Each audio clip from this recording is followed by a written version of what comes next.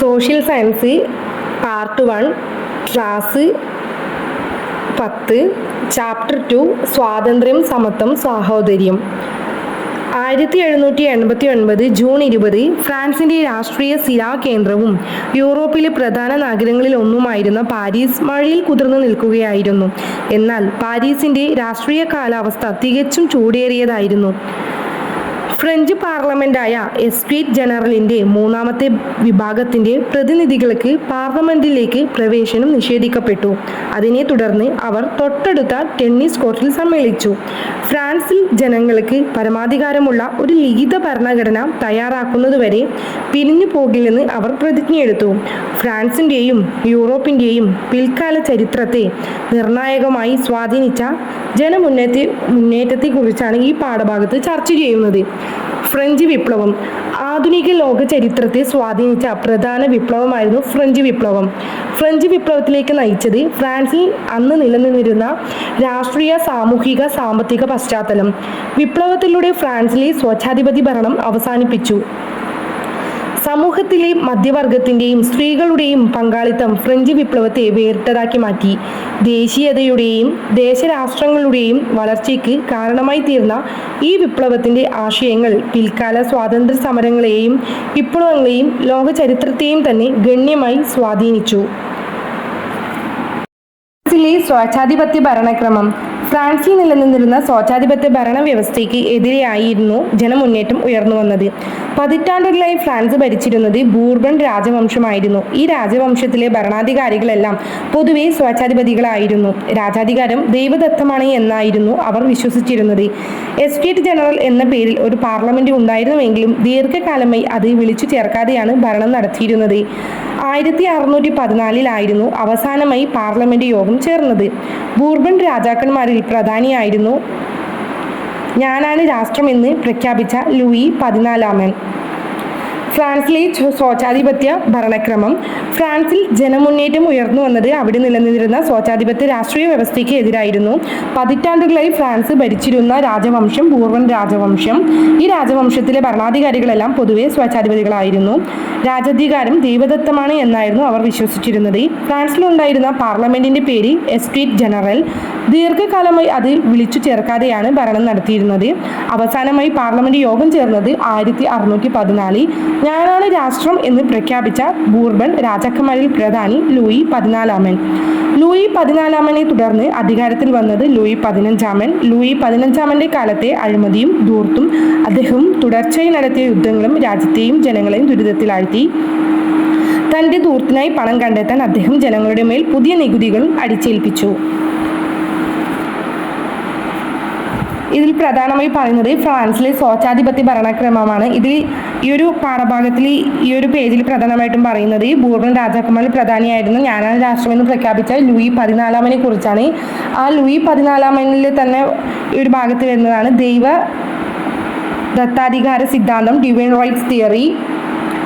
ദൈവദത്താധികാര സിദ്ധാന്തം അനുസരിച്ച് രാജാവ് ദൈവത്തിന്റെ പ്രതിനിധിയാണ്. രാജാക്കന്മാർക്ക് അവരുടെ അധികാരം ദൈവത്തിൽ നിന്ന് ലഭിച്ചതാണ്. അതിനാൽ അവർ ജനങ്ങളോടല്ല ദൈവത്തോടാണ് കടപ്പെട്ടിരിക്കുന്നത്. സ്വേച്ഛാധിപത്യ ഭരണത്തെ പിന്തുണയ്ക്കുന്നവർ ഈ സിദ്ധാന്തത്തിൽ വിശ്വസിച്ചു.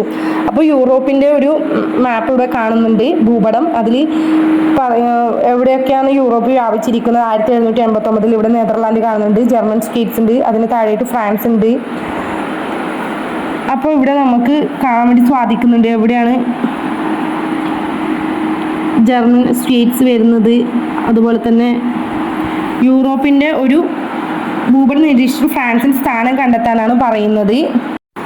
ലൂയി 14 തുടർന്ന് അധികാരത്തിൽ വന്ന ലൂയി 15 കാലത്തെ അഴിമതിയും ധൂർത്തും അദ്ദേഹം തുടർച്ചയായി നടത്തിയ യുദ്ധങ്ങളും രാജ്യത്തെ ജനങ്ങളെയും ദുരിതത്തിലാഴ്ത്തി.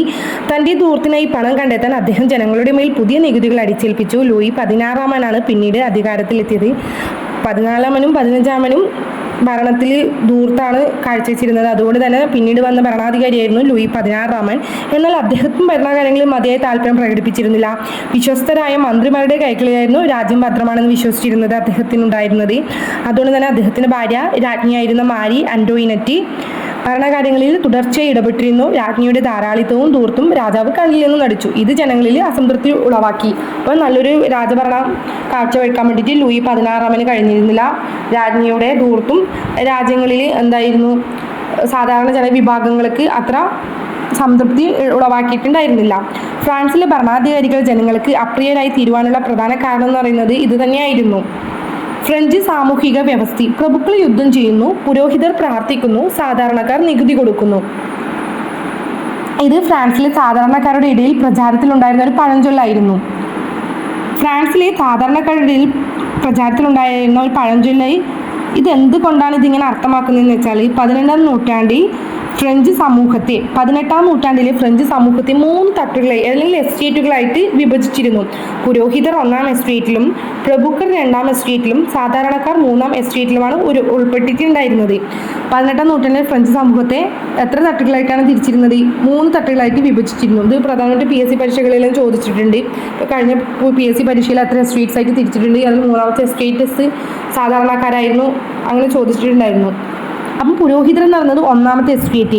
വളരെ പ്രബലവും സമ്പന്നവുമായിരുന്നു ഫ്രാൻസിലെ കത്തോലിക്ക സഭ. ഭൂസ്വത്തിന്റെ വലിയൊരു ഭാഗവും സഭയുടെ ഉടമസ്ഥതയിലായിരുന്നു. പുരോഹിതരെ എല്ലാത്തരം നികുതികളിൽ നിന്നും ഒഴിവാക്കിയിരുന്നു. അപ്പോൾ എല്ലാത്തരം നികുതികളിൽ നിന്നും ഒഴിവാക്കിയിരുന്നത് ആരെയായിരുന്നു? പുരോഹിതരെ. മാത്രമല്ല അവർ സാധാരണ കർഷകരിൽ നിന്നും ടൈത് എന്ന നികുതി പിരിച്ചിരുന്നു. TITHE ടൈത് എന്ന നികുതി പിരിച്ചിരുന്നു. ആരിൽ നിന്നായിരുന്നു? അതായത് 1ാം എസ്റ്റേറ്റിലെ പുരോഹിതന്മാർ ഒരു തരത്തിലുള്ള നികുതിയും കൊടുക്കുമായിരുന്നില്ല. എങ്കിൽ കൂടിയും അവർ ആരിൽ നിന്ന്? സാധാരണക്കാരായ കർഷകരിൽ നിന്ന് ടൈത് എന്ന പേരിൽ എന്ത് ചെയ്തിരുന്നു? നികുതി പിരിച്ചിരുന്നു. വിളവിന്റെ 10% നികുതിയായി നൽകേണ്ടിയിരുന്നത്. ഇത് സാധാരണ കർഷകർക്ക് പുരോഹിതരോട് എന്താക്കി? വിരോധം തോന്നാനിടയാക്കി. അപ്പോൾ വിളവിന്റെ 10% എന്തായിരിക്കും? നികുതിയായിട്ട് പുരോഹിതർക്ക് നൽകണമായിരുന്നു. പിന്നെ 2ാമത്തെ എസ്റ്റേറ്റ്സിൽ വരുന്നതാണ് പ്രഭുക്കന്മാർ. 2ാമത്തെ എസ്റ്റേറ്റ് പ്രഭുക്കന്മാരുടേതായിരുന്നു. പ്രഭുക്കന്മാരുടെ പ്രധാനമായും പറയുന്നത് ഭരണരംഗത്തെ ഉയർന്ന സ്ഥാനങ്ങളും സൈന്യത്തിലെ ഉയർന്ന പദവികളും കൈയടക്കി ഭരിച്ചിരുന്ന പ്രഭുക്കന്മാരായിരുന്നു. ഇവർ ഭൂവുടമകൾ കൂടിയായിരുന്നു. ആഡംബര ജീവിതം നയിച്ചിരുന്ന പ്രഭുക്കൾ ജനങ്ങളിൽ നിന്ന് വിവിധ നികുതികൾ പിരിച്ചിരുന്നു. 1749 നിയമം അനുസരിച്ച് എല്ലാ വിഭാഗത്തിൽപ്പെട്ട ജനങ്ങളും തങ്ങളുടെ വരുമാനത്തിന്റെ 20-1 ഭാഗം സർക്കാരിലോട്ട് നേരിട്ട് നികുതിയായി നൽകണമെന്നായിരുന്നു. ഈ നികുതി വോങ് തീയം എന്നറിയപ്പെടുന്നു. പുരോഹിതന്മാര് കർഷകരിൽ നിന്ന് നേരിട്ട് പിടിച്ചത് ടൈത്, എന്നാൽ പ്രഭുക്കന്മാര് എന്താന്ന് പറയുന്നത് ഇതിൽ ഈ പ്രഭുക്കന്മാരെന്ന് വെച്ചാൽ 1749 നിയമം അനുസരിച്ച് എല്ലാ വിഭാഗത്തിൽപ്പെട്ട ജനങ്ങളും തങ്ങളുടെ വരുമാനത്തിന്റെ 20-1 ഭാഗം സർക്കാരിലോട്ട് നേരിട്ട് നികുതിയായി നൽകണമായിരുന്നു. ഈ നികുതിയാണ് വോങ് തീയം എന്നറിയപ്പെട്ടത്. ആദ്യത്തെ 2 വിഭാഗങ്ങളും പുരോഹിതരും പ്രഭുക്കരും രാജാവിന് ഒരു ചെറിയ തുക മാത്രം നൽകിയിട്ട് തന്ത്രപൂർവ്വം എന്തായി ആ നികുതിയിൽ നിന്നും ഒഴിവായിരുന്നു. തങ്ങളുടെ അവകാശങ്ങൾ നിലനിർത്തുന്നതിനായി രാജവാഴ്ചയെ എതിർക്കുന്നതിനും പുരോഹിതരും പ്രഭുക്കരും ഒരിക്കലും മടിയും കാണിച്ചിരുന്നില്ല. പക്ഷെ സാധാരണക്കാർക്കൊന്നും പറയാനും പറ്റൂല, നികുതിയും കൊടുക്കണം. എന്നാൽ പുരോഹിതരും പ്രഭുക്കന്മാരും നികുതിയിൽ ഇളവും ഉണ്ടായിരുന്നു. അതുപോലെ തന്നെ അവർക്ക് എന്തെങ്കിലും ഇഷ്ടപ്പെടാത്ത കാര്യങ്ങൾ അല്ലെങ്കിൽ അവർക്ക് എന്തെങ്കിലും ആനുകൂല്യങ്ങൾ കിട്ടുന്നതിന് വേണ്ടിയിട്ട് അവരും പുരോഹിതരും പ്രഭുക്കന്മാരും ഒരിക്കലും എന്തായിരുന്നില്ല, അവകാശങ്ങൾ നിലനിർത്തുന്നതിനായി രാജവാഴ്ചയെ എതിർക്കുന്നതിനും എന്തായിരുന്നില്ല, അവരൊരിക്കലും മടി കാണിച്ചിരുന്നില്ല. പ്രഭുക്കൾ സാധാരണക്കാരായ ജനങ്ങളെ ചൂഷണം ചെയ്തിരുന്ന വിവിധ രീതികളുണ്ട്. അത് കോവി, ബെനാലിറ്റി, ബറിൻ, ബൻവിൻ, പിയേഷ്, ടെറാസ് എന്നിങ്ങനെ അറിയപ്പെടുന്നു. പ്രഭുക്കൾ സാധാരണക്കാരായ ജനങ്ങളെ ചൂഷണം ചെയ്തിരുന്ന വിവിധ രീതികൾ. കോവി എന്ന് പറഞ്ഞാൽ ഒരു വർഷത്തിൽ 3-4 ദിവസം ഈ സാധാരണക്കാരെ കൊണ്ട് എന്തായിരുന്നു പ്രതിഫലം നൽകാതെ ജോലി ചെയ്യിപ്പിക്കുന്ന അവകാശം ആർക്കുണ്ടായിരുന്നു? ഈ പ്രഭുക്കർക്ക് ഉണ്ടായിരുന്നു. സാധാരണ ജനങ്ങളെ ചൂഷണം ചെയ്തിരുന്ന ഒരു രീതിയിൽ പ്രധാനപ്പെട്ടതാണ് കോവി. ഒരു വർഷത്തിൽ 3-4 ദിവസം സാധാരണക്കാരെ കൊണ്ട് പ്രതിഫലമൊന്നും നൽകാതെ ജോലി ചെയ്യിപ്പിക്കുന്നതിനുള്ള അവകാശം. ബെനാലിറ്റി വീണി നിർമ്മാണത്തിലെ കുത്തക വഴി ലഭിക്കുന്ന അധിക നികുതിയും മുന്തിരിച്ചാറ്, റൊട്ടി തുടങ്ങിയവയുടെ നിർമ്മാണത്തിനായി ജന്മിയുടെ ഉടമസ്ഥതയിലുള്ള സൗകര്യങ്ങൾ നിർബന്ധമായും ഉപയോഗിക്കേണ്ടി വരുന്നതിൻ്റെ വാടകയും ഇതിൽ ഉൾപ്പെടുന്നു. അതായത് വീണി നിർമ്മാണത്തിലും കുത്തക വഴി ലഭിക്കുന്ന അധിക നികുതിയും മുന്തിരിച്ചാറ്, റൊട്ടി തുടങ്ങിയവയുടെ നിർമ്മാണത്തിനായി ജന്മിയുടെ ഉടമസ്ഥതയിലുള്ള സൗകര്യങ്ങൾ നിർബന്ധമായി ഉപയോഗിക്കേണ്ടി വരുന്നതിൻ്റെ വാടകയും ഇതിൽ ഉൾപ്പെടുന്നു. ഇതാണ് ബെനാലിറ്റി. ബൻവിൻ തങ്ങളുടെ പ്രദേശത്ത് ഉൽപ്പാദിപ്പിച്ചിരുന്ന വീഞ്ഞിന്മേലുള്ള കുത്തക നികുതിയാണ് ബൻവിൻ. പിയേഷ് പാലങ്ങൾ, റോഡുകൾ എന്നിവയുടെ മേലുള്ള ചുങ്കം. ടെറാഷി വിളവെടുപ്പ് കാലത്ത് കർഷകരിൽ നിന്നും പിരിക്കുന്ന പ്രത്യേക കരം. അപ്പോൾ പ്രഭുക്കന്മാർ സാധാരണക്കാർ ജനങ്ങളെ ചൂഷണം ചെയ്യുന്ന വിവിധ രീതികളാണ് ഇതിൽ പറയുന്നത്. കോവി, ബെനാലിറ്റി, ബൻവിൻ, PH ടെറാഷ്. സാധാരണക്കാരിൽ മൂന്നാം എസ്റ്റേറ്റിലായിരുന്നു. ഫ്രാൻസിലെ മൂന്നാമത്തെ എസ്റ്റേറ്റിൽ ഉൾപ്പെട്ടിരുന്നവർ മധ്യവർഗ തൊഴിലാളികൾ, കർഷകർ. മൂന്നാമത്തെ എസ്റ്റേറ്റ് അറിയപ്പെട്ടിരുന്നത് കോമൺസ്, സാധാരണക്കാരൻ എന്ന പേരിലായിരുന്നു. ജനസംഖ്യയുടെ ഭൂരിഭാഗവും ഉൾക്കൊണ്ടിരുന്ന മൂന്നാമത്തെ എസ്റ്റേറ്റിലെ ഭൂരിഭാഗം ജനങ്ങളും ദാരിദ്ര്യത്തിലായിരുന്നു ജീവിച്ചിരുന്നത്. തങ്ങൾ ഉൽപ്പാദിപ്പിക്കുന്ന വിളവിൻ്റെ ഒരു അംശം മാത്രമാണ് കർഷകന് ലഭിച്ചിരുന്നത്. ഇവർ രാജാവിനും പള്ളിക്കും പ്രഭുവിനും വ്യത്യസ്തങ്ങളായ നികുതികൾ നൽകാൻ ബാധ്യസ്ഥരായിരുന്നു. പ്രതിഫലമില്ലാതെ ചെയ്യേണ്ടി വരുന്ന നിർബന്ധിത സേവനങ്ങളിൽ ആവശ്യമുള്ള സന്ദർഭങ്ങളിൽ സൈനിക സേവനം നടത്തുക, പൊതുനിരത്തുകൾ, ജലമാർഗങ്ങൾ, പാലങ്ങൾ തുടങ്ങിയവയുടെ മരാമത്ത് പണികൾക്ക് സൗജന്യ സേവനം നൽകുക. അപ്പം ഇത്തരത്തിൽ പ്രതിഫലമില്ലാതെ ചെയ്യേണ്ടിയിരുന്ന നിർബന്ധിത സേവനങ്ങൾ ഉണ്ടായിരുന്നു ഈ സാധാരണക്കാർക്ക്. ആവശ്യമുള്ള സന്ദർഭങ്ങളിൽ സൈനിക സേവനം നടത്തുക, പൊതുനിരത്തുകൾ, ജലമാർഗങ്ങൾ, പാലങ്ങൾ തുടങ്ങിയവയുടെ മരാമത്ത് പണികൾക്ക് സൗജന്യ സേവനം നൽകുക. അപ്പോൾ 15-ാം നൂറ്റാണ്ടിൽ ഫ്രാൻസിൽ നിന്നിരുന്ന സാമൂഹ്യ വ്യവസ്ഥയാണ് ഇതിലൂടെ വ്യക്തമാകുന്നത്. അതിൽ പ്രധാനപ്പെട്ട കാര്യങ്ങളാണ് ഉന്നത വിഭാഗക്കാർ അനുഭവിച്ച പ്രത്യേക ആനുകൂല്യങ്ങളിൽ ചതച്ചരക്കപ്പെട്ട സാധാരണക്കാരുടെ ചിത്രമാണ് ഇതിൽ കാണിക്കുന്നത്. സാധാരണക്കാരെന്ന് അറിയപ്പെടുന്ന മൂന്നാം സ്ട്രീറ്റിൽ കോമൺസ് എന്നറിയപ്പെടുന്ന മധ്യവർഗത്തിൻ്റെ ഉദയം. അടുത്തതായിട്ട് പറയുന്നത് മധ്യവർഗത്തിൻ്റെ ഉദയമാണ്. അതിൽ പ്രധാനമായിട്ടും ഗാബൽ. 13-ാം നൂറ്റാണ്ട് മുതൽ എല്ലാ ഉൽപ്പന്നങ്ങളുടെയും മേൽ ചുമത്തപ്പെട്ടിരുന്ന ഒരു നികുതിയായിരുന്നു ഇത്, ഗാബൽ. 15-ാം നൂറ്റാണ്ട് മുതൽ ഇത് ഉപ്പിന് മാത്രമായി മാറി. തികച്ചും ജനവിരുദ്ധമായ നികുതിയായിരുന്നു ഗാബൽ. മധ്യവർഗത്തിൻ്റെ ഉദയം. 18-ാം നൂറ്റാണ്ടിൽ ഫ്രഞ്ച് സമൂഹത്തിൽ ഒരു മധ്യവർഗം ഉയർന്നു വന്നു. ഫ്രാൻസിൻ്റെ കാർഷിക വ്യാവസായിക രംഗത്ത് ഇക്കാലത്തുണ്ടായ പുരോഗതി മധ്യവർഗത്തിൻ്റെ ഉദയത്തിന് കാരണമായി. കാർഷിക വ്യാവസായിക രംഗത്തുണ്ടായ വളർച്ചയോടെ പുതിയ നഗരങ്ങൾ ഉയർന്നു വന്നു. നഗരങ്ങളിലെ തൊഴിൽ സാധ്യതകൾ ഉപയോഗപ്പെടുത്തിയവർ സാമ്പത്തിക പുരോഗതി കൈവരിക്കുകയും മധ്യവർഗത്തിൻ്റെ ഭാഗമാവുകയും ചെയ്തു. ആഭ്യന്തര വാണിജ്യവും കോളനികളുമായുള്ള കച്ചവടവും ഫ്രാൻസിലെ വ്യവസായികളെ സമ്പന്നരാക്കി. പ്രധാന തുറമുഖങ്ങളും പട്ടണങ്ങളും ഈ സമ്പന്നതരുടെ നിയന്ത്രണത്തിലായിരുന്നു. ഇവരും മധ്യവർഗത്തിൻ്റെ ഭാഗമായിരുന്നു. ഇങ്ങനെ രൂപപ്പെട്ട മധ്യവർഗത്തിൽ ഡോക്ടർമാർ, നിയമജ്ഞർ, ബാങ്കർമാർ എന്നിവരും ഉൾപ്പെട്ടിരുന്നു. ഈ മധ്യവർഗവും സാധാരണക്കാരെ പോലെ ഭരണകൂടത്തിനും പ്രഭുക്കൾക്കും നികുതി നൽകണമായിരുന്നു. വിദ്യാഭ്യാസപരമായും സാമ്പത്തികമായും മുൻപന്തിയിലെത്തിയിട്ടും ഭരണത്തിലും സൈന്യത്തിലും അവർക്ക് അർഹിക്കുന്ന പദവിയോ അധികാരമോ ലഭിച്ചിരുന്നില്ല. ചുരുക്കത്തിൽ കടുത്ത അസംതൃപ്തിയോടെയാണ് മധ്യവർഗം കഴിഞ്ഞിരുന്നത്. മധ്യവർഗത്തിൻ്റെ ഉയർച്ചയിലും അസംതൃപ്തിയിലും ഫ്രഞ്ച് വിപ്ലവത്തെ നിർണായകമായി സ്വാധീനിച്ചു. ഈ പ്രസ്താവന വിലയിരുത്തിയൊരു കുറിപ്പ് തയ്യാറാക്കാനാണ് പറയുന്നത്. ഫ്രഞ്ച് വിപ്ലവത്തിലേക്കുള്ള ഒരു പ്രധാന ഘടകം എന്ന് പറയുന്നത് ഈ മധ്യവർഗത്തിൻ്റെ അസംതൃപ്തിയായിരുന്നു. അവർക്ക് ഒരു തരത്തിലും ഭരണത്തിലും സൈന്യത്തിലും അർഹിക്കുന്ന പദവി അധികാരം ഒന്നും ലഭിച്ചിട്ടുണ്ടായിരുന്നില്ല. അതുകൊണ്ട് തന്നെ ഈ മധ്യവർഗത്തിൽ വീൽ ആൻഡ് ഏരിയൽ ഡ്യൂറൻറ്റ്, പ്രശസ്ത ചരിത്രകാരന്മാർ വീൽ ഡ്യൂറൻറ്റും ഏരിയൽ ഡ്യൂറൻറ്റും ഫ്രഞ്ച് വിപ്ലവത്തിൻ്റെ മധ്യവർഗത്തിൻ്റെ പങ്കിനെപ്പറ്റി ഇങ്ങനെ പ്രസ്താവിക്കുന്നുണ്ട്. അസംതൃപ്തരായ കർഷക വർഗത്തെ ആയുധമാക്കിക്കൊണ്ട് പൗരാഹിത്യത്തെയും പ്രഭുത്വത്തെയും തകിടം മറിക്കുകയും അസ്വസ്ഥരായ നഗരവാസികളെ കൊണ്ട് രാജകീയ സേനകളെ നിർവീര്യമാക്കുകയും ചെയ്ത ബൂർഷ്വാസിയുടെ, അതായത് മധ്യവർഗത്തിൻ്റെ പ്രവർത്തനമായിരുന്നു ഫ്രഞ്ച് വിപ്ലവത്തിൻ്റെ സത്ത എന്ന്. ഇതിലൂടെ ഇത്തരത്തിൽ കാര്യങ്ങളിൽ പറയുന്നത് വീൽ ആൻഡ് ഏരിയൽ ഡ്യൂറൻറ്റ്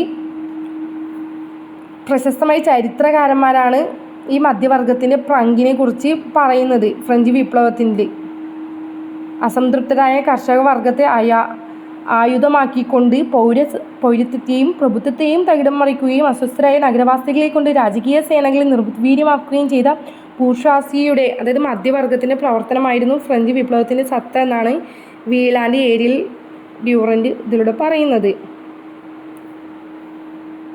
അപ്പം ഇത്തരത്തിലും കാര്യങ്ങളാണ് ഈ മധ്യവർഗത്തിൻ്റെ ഉദയത്തിൽ കൂടി പറയുന്നത്. ഗാബൽ ഉണ്ടായിരുന്നു. 13-ാം നൂറ്റാണ്ട് മുതൽ എല്ലാ ഉൽപ്പന്നങ്ങൾക്കും മേൽ ചുമത്തപ്പെട്ടിരുന്ന നികുതിയായിരുന്നു. 15-ാം നൂറ്റാണ്ട് മുതൽ ഇത് ഉപ്പിന് മാത്രമായി മാറി. തികച്ചും ജനവിരുദ്ധമായൊരു നികുതിയായിരുന്നു ഗാബൽ എന്നറിയപ്പെടുന്നത്. പിന്നെ ഇതിൽ നോക്കാനുള്ളത് വീൽ ആൻഡ് ഏരിയൽ ഡ്യൂറൻറ്റിൻ്റെ ചരിത്രകാരന്മാരെ ഇവരുടെ കുറച്ച് പ്രസ്താവനകളാണ്. 18-ാം നൂറ്റാണ്ടിലെ ഫ്രഞ്ച് സമൂഹത്തിൻ്റെ സവിശേഷതകൾ കണ്ടെത്തി നൽകിയിരിക്കുന്ന ഡയഗ്രം പൂർത്തീകരിക്കുക. രാജാവ്, പുരോഹിതർ, സാധാരണക്കാർ, പ്രഭുക്കൾ, മധ്യവർഗം. ഇതിലെ രാജാവ് എന്ന് പറയുമ്പോൾ ദൈവദത്താവകാശം ഉണ്ടായിരുന്നു, സ്വേച്ഛാധിപതികളായിരുന്നു. പുരോഹിതർ എന്ന് പറയുമ്പോൾ എല്ലാത്തരം നികുതികളിൽ നിന്നും ഒഴിവാക്കപ്പെട്ടിരുന്നു. കർഷകരിൽ നിന്നും ടൈത് എന്ന നികുതി പിരിച്ചിരുന്നു. പ്രഭുക്കന്മാരാണെങ്കിൽ ഭരണത്തിലും സൈന്യത്തിലും ഉയർന്ന പദവികൾ വഹിച്ചിരുന്ന ഭൂ ഉടമകളായിരുന്നു പ്രഭുക്കന്മാർ. സാധാരണക്കാരിൽ സമൂഹത്തിലെ ഏറ്റവും താഴ്ന്ന വിഭാഗം എല്ലാത്തരം നികുതികളും നൽകണമായിരുന്നു. മധ്യവർഗം സാമ്പത്തികമായി പുരോഗതി കൈവരിച്ചിരുന്നു. ഡോക്ടർമാർ, നിയമജ്ഞർ, ബാങ്കർമാർ എന്നിവർ ഉൾപ്പെട്ടിരുന്നതാണ് മധ്യവർഗം. സാധാരണക്കാരെന്ന് വെച്ചാൽ സമൂഹത്തിലെ എല്ലാ താഴ്ന്ന വിഭാഗങ്ങൾ, ഏറ്റവും താഴ്ന്ന വിഭാഗം എല്ലാത്തരം നികുതി നൽകിയിരുന്നു. പ്രഭുക്കൾ എന്ന് വെച്ചാൽ ഭരണത്തിലും സൈന്യത്തിലും ഉയർന്ന പദവികൾ വഹിച്ചിരുന്നു, ഭൂവുടമകളായിരുന്നു. പുരോഹിതന്മാർ എന്ന് വെച്ചാൽ എല്ലാത്തരം നികുതികളിൽ നിന്നും ഒഴിവാക്കപ്പെട്ടിരുന്നു. കർഷകരിൽ നിന്നും തൈത് എന്ന നികുതി പിരിച്ചിരുന്നു. രാജാവ് ദൈവദത്താവകാശം ഇതിൽ കൊടുത്തിട്ടുണ്ട്. പിന്നെ സ്വച്ഛാധിപതികളായിരുന്നു. ഇങ്ങനെ ആണ് ഈ ഒരു ഡയഗ്രം നമുക്ക് ഫിൽ ചെയ്യാൻ വേണ്ടി സാധിക്കുക. പിന്നീട് വരുന്നതാണ് ഇതിൽ പ്രധാനപ്പെട്ടത് സാമ്പത്തിക പ്രതിസന്ധി. ഫ്രാൻസിലെ കാർഷിക രംഗം കടുത്ത പ്രതിസന്ധി നേരിട്ട കാലഘട്ടമായിരുന്നു 1770. 1770കളിൽ ഫ്രാൻസിലെ കാർഷിക രംഗം കടുത്ത പ്രതിസന്ധി നേരിട്ടു. ഉൽപാദനത്തിൽ കുറവായിരുന്നു ഇതിന് കാരണമായത്. ഇത് ധാന്യങ്ങളുടെയും റൊട്ടിയുടെയും വില വർധവിന് കാരണമായി.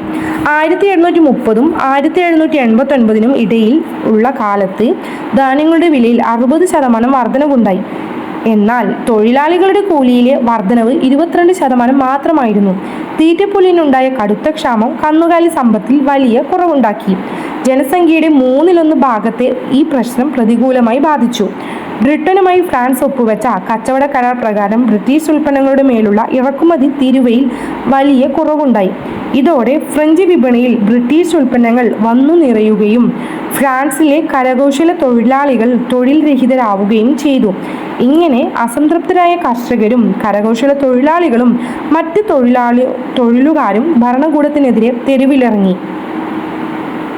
ഇതിൽ പ്രധാനമായിട്ടും സാമ്പത്തിക പ്രതിസന്ധി ഉണ്ടായത് ഫ്രാൻസിലെ കാർഷിക രംഗം 1770 ഈ പ്രതിസന്ധി നേരിട്ടത്. കാർഷികോൽപ്പന്നത്തിലെ കുറവാണ് പ്രതിസന്ധിക്ക് കാരണമായത്. ഇത് ധാന്യങ്ങളുടെയും റൊട്ടിയുടെയും വിലവർദ്ധനവിന് കാരണമായി. 1730 1789 ഇടയിൽ കാലത്ത് ധാന്യങ്ങളുടെ വിലയിൽ 60% വർധനവും എന്നാൽ തൊഴിലാളികളുടെ കൂലിയിൽ 22% മാത്രമാണ് വർധനവുണ്ടായത്. തീറ്റപ്പുല്ലിനുണ്ടായ കടുത്ത ക്ഷാമമാണ് കന്നുകാലി സമ്പത്തിൻ്റെ വിലയുടെ വലിയ കുറവിലേക്ക് കാരണമായത്. ജനസംഖ്യയുടെ 1/3 ഭാഗത്തെയും ഇത് പ്രതികൂലമായി ബാധിച്ചു. ഫ്രഞ്ച് വിപണിയിൽ ബ്രിട്ടീഷ് ഉൽപ്പന്നങ്ങൾ വന്നു നിറയുകയും ഫ്രാൻസിലെ കരകൗശല തൊഴിലാളികളും തൊഴിൽ രഹിതരാവുകയും ചെയ്തതിനുള്ള ഒരു പ്രധാന കാരണം ഇതായിരുന്നു. ബ്രിട്ടനുമായി ഫ്രാൻസ് ഒപ്പുവെച്ച കച്ചവട കരാർ പ്രകാരം ബ്രിട്ടീഷ് ഉൽപ്പന്നങ്ങളുടെ മേലുള്ള ഇറക്കുമതി തീരുവയിൽ വലിയ കുറവുണ്ടായതാണ് ഇതിനൊരു പ്രധാന കാരണം. ഇങ്ങനെ അസംതൃപ്തരായ കർഷകരും കരകൗശല തൊഴിലാളികളും മറ്റ് തൊഴിലാളികളും ഭരണകൂടത്തിനെതിരെ തെരുവിലിറങ്ങി. ഫ്രാൻസിലെ സാമ്പത്തിക പരാധീനത മറികടക്കുന്നതിനായി ബാങ്കർമാരിൽ നിന്നും വൻ തുകകളിൽ ലൂയി 16 വായ്പകളെ സ്വീകരിച്ചപ്പോൾ ആ ഒരു കാലത്ത് തന്നെ വായ്പാ സമ്പ്രദായങ്ങളൊക്കെ ഉണ്ടായിരുന്നെന്ന് ഇതിൽ നിന്ന് മനസ്സിലാക്കാം. സർക്കാർ ഈ വായ്പകൾ പകരമായി ബോണ്ടുകൾ നൽകിയിരുന്നു. ഫ്രഞ്ച് സർക്കാരിൻ്റെ ഖജനാവ് ശൂന്യമായത് ബാങ്കർമാരെ വായ്പ നൽകുന്നതിൽ നിന്ന് പിന്തിരിപ്പിച്ചു. രാജ്യത്തെ ജനങ്ങൾക്കെല്ലാവർക്കും നികുതി ഭാരം ഒരേപോലെ ആയിരിക്കണമെന്ന് ഇവർ ആവശ്യപ്പെട്ടു. അപ്പോൾ ഈ ബാങ്കർമാർ മധ്യവർഗത്തിൽപ്പെട്ടവർ ബോണ്ടുകളിൽ നിന്ന് വായ്പ കൊടുക്കാൻ വേണ്ടി വിസമ്മതിച്ചു. കാരണം ലൂയി 16 കാലഘട്ടത്തിൽ ഖജനാവ് ശൂന്യമായിരുന്നു എന്ന് ബാങ്കർമാർ മനസ്സിലാക്കി. അപ്പോൾ ഇവർ പിന്നീട് പറയുന്നത് എല്ലാ ജനങ്ങൾക്കും നികുതി ഭാരം ഒരേപോലെ ആയിരിക്കണമെന്ന് ഇവർ ആവശ്യപ്പെട്ടു. അങ്ങനെ ഫ്രഞ്ച് സർക്കാരിൻ്റെ ഖജനാവ് ശൂന്യമായതോടുകൂടി എന്തായി, ഫ്രാൻസിൽ സാമ്പത്തിക പരാധീനത മറികടക്കുന്നതിന് ബാങ്കർമാരിൽ നിന്നും വൻതുകകളിൽ ലൂയി 16 വായ്പകൾ എടുത്തിട്ടുണ്ടെങ്കിൽ കൂടിയും പിന്നീട് എന്തായി വായ്പകളൊന്നും ലഭിക്കാണ്ടായി. അപ്പം ഫ്രഞ്ച് സർക്കാരിൻ്റെ ഖജനാവ് ശൂന്യമായതോടുകൂടി വായ്പ നൽകുന്നതിൽ നിന്ന് അവർ പിന്തിരിപ്പിച്ചു. ബാങ്കർമാരടങ്ങുന്ന മധ്യവർഗം ഫ്രഞ്ച് ഭരണകൂടത്തിനെതിരാവുകയുള്ള ഒരു പ്രധാന കാരണം എന്ന് വെച്ചാൽ നികുതി ചുമത്തുന്നതിൽ നിലനിന്നിരുന്ന ഒരു അസമത്വമായിരുന്നു. അപ്പോൾ ഇത്രയും കാര്യങ്ങളാണ് സാമ്പത്തിക പ്രതിസന്ധിയിൽ പ്രധാനമായിട്ടുള്ളത്. ചിന്തകരുടെ സ്വാധീനം. Voltaire, Rousseau, Montesquieu, John Locke. പഴയ ബുക്കിൽ ജോൺ ലോക്കിൽ ഉണ്ടായിരുന്നു. പക്ഷേ ഈ പുതിയ ടെക്സ്റ്റ് പ്രകാരം റൂസോ, വോൾട്ടേർ, മോണ്ടസ്ക്യൂ എന്നിവരെയാണ് പഠിക്കാൻ വേണ്ടിയിട്ടുള്ളത്. അപ്പോൾ ഇതിൽ പ്രധാനമായിട്ടും പറയുന്നത് ചിന്തകരുടെ സ്വാധീനത്തിൽ ഫ്രാൻസിലെ തത്വചിന്തകരും അവരുടെ ആശയങ്ങളും ഫ്രാൻസ് ജനതയെ അവർ നേരിട്ടുകൊണ്ടിരിക്കുന്ന അവസ്ഥ ബോധ്യപ്പെടുത്തുകയും അനീതിക്കെതിരെ പ്രതികരിക്കാൻ പ്രേരിപ്പിക്കുകയും ചെയ്തു. ഇത്തരത്തിൽ ഫ്രഞ്ച് ജനതയെ സ്വാധീനിച്ച ചില ചിന്തകരെ പരിചയപ്പെടാം. അതിൽ പ്രധാനപ്പെട്ടതാണ് വോൾട്ടേർ. തത്വചിന്തകനും ചരിത്രകാരനും ആക്ഷേപഹാസ്യകാരനുമായിരുന്ന ഒരു മനുഷ്യസ്നേഹിയായിരുന്നു വോൾട്ടേർ. അദ്ദേഹം ഒരു ദൈവനിഷേധിയായിരുന്നെങ്കിലും തൻ്റെ ലേഖനങ്ങളിലൂടെ പുരോഹിതരെ നിരന്തരം വിമർശിച്ചിരുന്നു. തൻ്റെ നിലപാടുകളും രചനകളും മൂലം അദ്ദേഹം ഫ്രാൻസിൽ നിന്ന് പുറത്താക്കപ്പെട്ടു. അതാണ് വോൾട്ടേർ.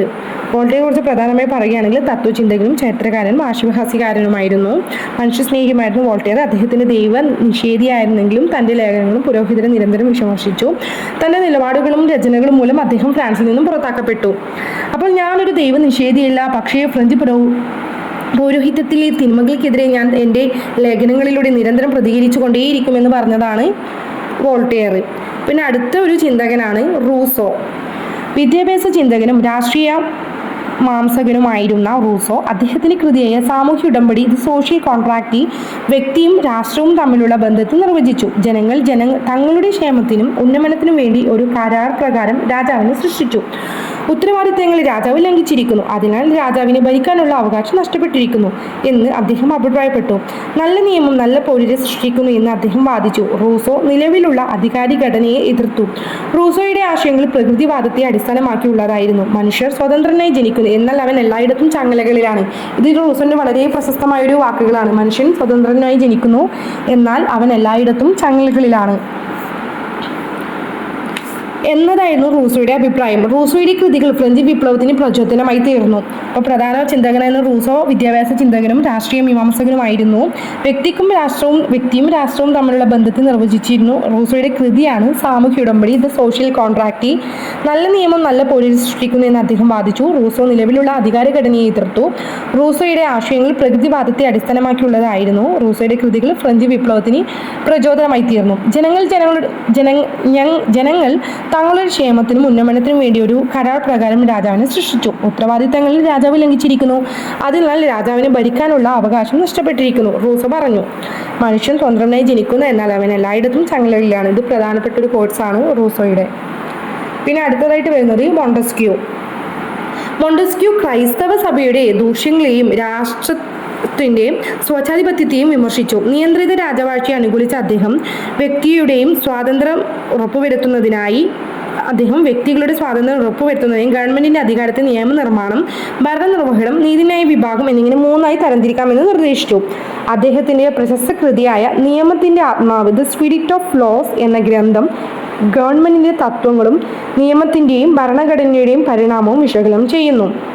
ബ്രിട്ടീഷ് ചിന്തകനായ ജോൺ ലോക്കിന്റെ ആശയങ്ങളും ഫ്രഞ്ച് ജനതയെ നിർണായകമായി സ്വാധീനിച്ചു. അദ്ദേഹം തൻ്റെ വിഖ്യാത കൃതിയായ ട്രീറ്റീസ്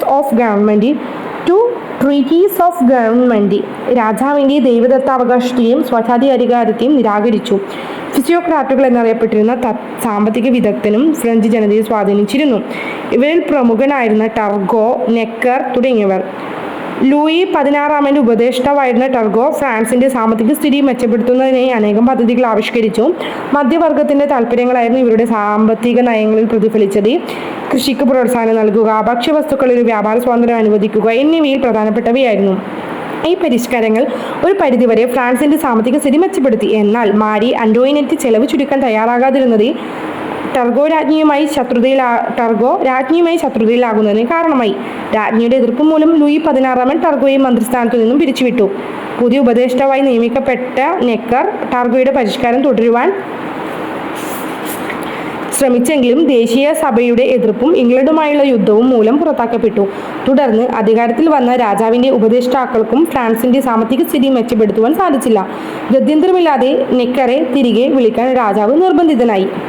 അപ്പോൾ ഇതിൽ പ്രധാനമായിട്ടുള്ളത് ചിന്തകരുടെ സ്വാധീനം വോൾട്ടേർ, റൂസോ, മോണ്ടസ്ക്യൂയെ കുറിച്ച് പറയുവാണെങ്കിൽ മോണ്ടസ്ക്യൂ ക്രൈസ്തവ സഭയുടെ ദൂഷ്യങ്ങളെയും രാഷ്ട്രത്തിന്റെ സ്വച്ഛാധിപത്യത്തെയും വിമർശിച്ചു. നിയന്ത്രിത രാജവാഴ്ചയെ അനുകൂലിച്ച അദ്ദേഹം വ്യക്തികളുടെ സ്വാതന്ത്ര്യം ഉറപ്പുവരുത്തുന്നതിനായി ഗവൺമെന്റ് അധികാരത്തെ നിയമനിർമ്മാണം, ഭരണനിർവഹണം, നീതിന്യായം എന്നിങ്ങനെ 3ആയി തരംതിരിക്കാമെന്ന് നിർദ്ദേശിച്ചു. ഗവൺമെന്റിന്റെ തത്വങ്ങളും നിയമങ്ങളും ഭരണഘടനയുടെയും പരിണാമവും വിശകലനം ചെയ്യുന്ന അദ്ദേഹത്തിന്റെ കൃതിയാണ് നിയമത്തിന്റെ ആത്മാവ് ദ സ്പിരിറ്റ് ഓഫ് ലോസ്. പിന്നെ വേണമെങ്കിൽ വേറൊരു തത്വചിന്തകനാണ് ജോൺ ലോക്ക്. ബ്രിട്ടീഷ് ചിന്തകനും.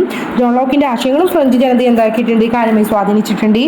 രാജാവിന്റെ ദൈവദത്താവകാശത്തെയും സ്വച്ഛാധിപത്യത്തെയും നിരാകരിച്ച ജോൺ ലോക്കിന്റെ കൃതിയാണ് ട്രീറ്റീസ് ഓഫ് ഗവൺമെന്റ് എന്ന് പറയുന്നത്. ബ്രിട്ടീഷ് ചിന്തകനായ ജോൺ ലോക്കിന്റെ ആശയങ്ങളും ഫ്രഞ്ച് ജനതയെ നിർണായകമായി സ്വാധീനിച്ചിട്ടുണ്ട്. അപ്പോൾ ഇത് പ്രധാനമായിട്ടൊരു ഹെഡിങ് ആയിട്ട് കൊടുത്തിട്ടില്ല, പക്ഷേ ജോൺ ലോക്കിന്റെ ട്രീറ്റീസ് ഓഫ് ഗവൺമെന്റ് എന്നുള്ളത് ഇവിടെ വളരെയേറെ പ്രാധാന്യം അർഹിക്കുന്നു. പിന്നെ വരുന്നത് ഫിസിയോക്രാറ്റുകളാണ്. അതിൽ ഫ്രഞ്ച് ജനതയെ സ്വാധീനിച്ച ഒരു സാമ്പത്തിക വിദഗ്ധനായിരുന്നു ഫിസിയോക്രാറ്റുകളിൽ ഉൾപ്പെട്ടിരുന്നവരാണ് ടർഗോയും നെക്കറും. ലൂയി 16 ഉപദേഷ്ടാവായിരുന്നതാണ് ടർഗോ. അദ്ദേഹത്തിന് ഫ്രാൻസിന്റെ സാമ്പത്തിക സ്ഥിതി മെച്ചപ്പെടുത്തുന്നതിന് അനേകം പദ്ധതികൾ അദ്ദേഹം ആവിഷ്കരിച്ചു. മധ്യവർഗത്തിന്റെ താല്പര്യങ്ങളായിരുന്നു ഇവരുടെ സാമ്പത്തിക നയങ്ങളിൽ പ്രതിഫലിച്ചത്. ഇവരുടെ സാമ്പത്തിക നയങ്ങളിൽ ഉൾപ്പെട്ടിരുന്നത് കൃഷിക്ക് പ്രോത്സാഹനം നൽകുക, ഭക്ഷ്യവസ്തുക്കളുടെ വ്യാപാര സ്വാതന്ത്ര്യം അനുവദിക്കുക എന്നിവ. ഈ ഭരണ പരിഷ്കാരങ്ങളൊന്നും ഒരു പരിധിവരെ ഫ്രാൻസിന്റെ സാമ്പത്തിക സ്ഥിതി മെച്ചപ്പെടുത്തിയിട്ടുണ്ടായിരുന്നു. ടർഗോ രാജ്ഞിയുമായി ശത്രുതയിലായതിന് കാരണമായത്. അതുകൊണ്ട് തന്നെ ടർഗോ രാജ്ഞിയുമായി ശത്രുതയിലാവാൻ കാരണമായി. ഈ പരിഷ്കാരങ്ങൾ ഒരു പരിധിയിൽ ഫ്രാൻസിന്റെ സാമ്പത്തികം മെച്ചപ്പെടുത്തി. അപ്പം മാരി അന്റോയിനെറ്റ് ലൂയി 16 പത്നിക്ക് ചെലവ് ചുരുക്കാൻ തയ്യാറാകാതിരുന്നത് ടർഗോയുമായിട്ട് പ്രശ്നങ്ങൾക്ക് ഇടയാക്കി. രാജ്ഞിയുടെ എതിർപ്പ് മൂലം തന്നെ ലൂയി 16 ടർഗോയെ മന്ത്രിസ്ഥാനത്തു നിന്നും പിരിച്ചുവിട്ടു. പുതിയ ഉപദേഷ്ടാവായി നിയമിക്കപ്പെട്ടതാണ് നെക്കർ. ടർഗോയുടെ പരിഷ്കാരം തുടരാൻ ശ്രമിച്ചെങ്കിലും ദേശീയതയുടെ എതിർപ്പും ഇംഗ്ലണ്ടിന്റെ യുദ്ധവും മൂലം പുറത്താക്കപ്പെട്ടു നെക്കർ. അങ്ങനെ നെക്കറിന് പുറത്താക്കപ്പെട്ടതിന് ശേഷം തുടർന്ന് അധികാരത്തിൽ വന്ന രാജാവിന് ഉപദേഷ്ടാക്കൾക്കും ഫ്രാൻസിന്റെ സാമ്പത്തിക സ്ഥിതി മെച്ചപ്പെടുത്താനൊന്നും സാധിച്ചിട്ടില്ല.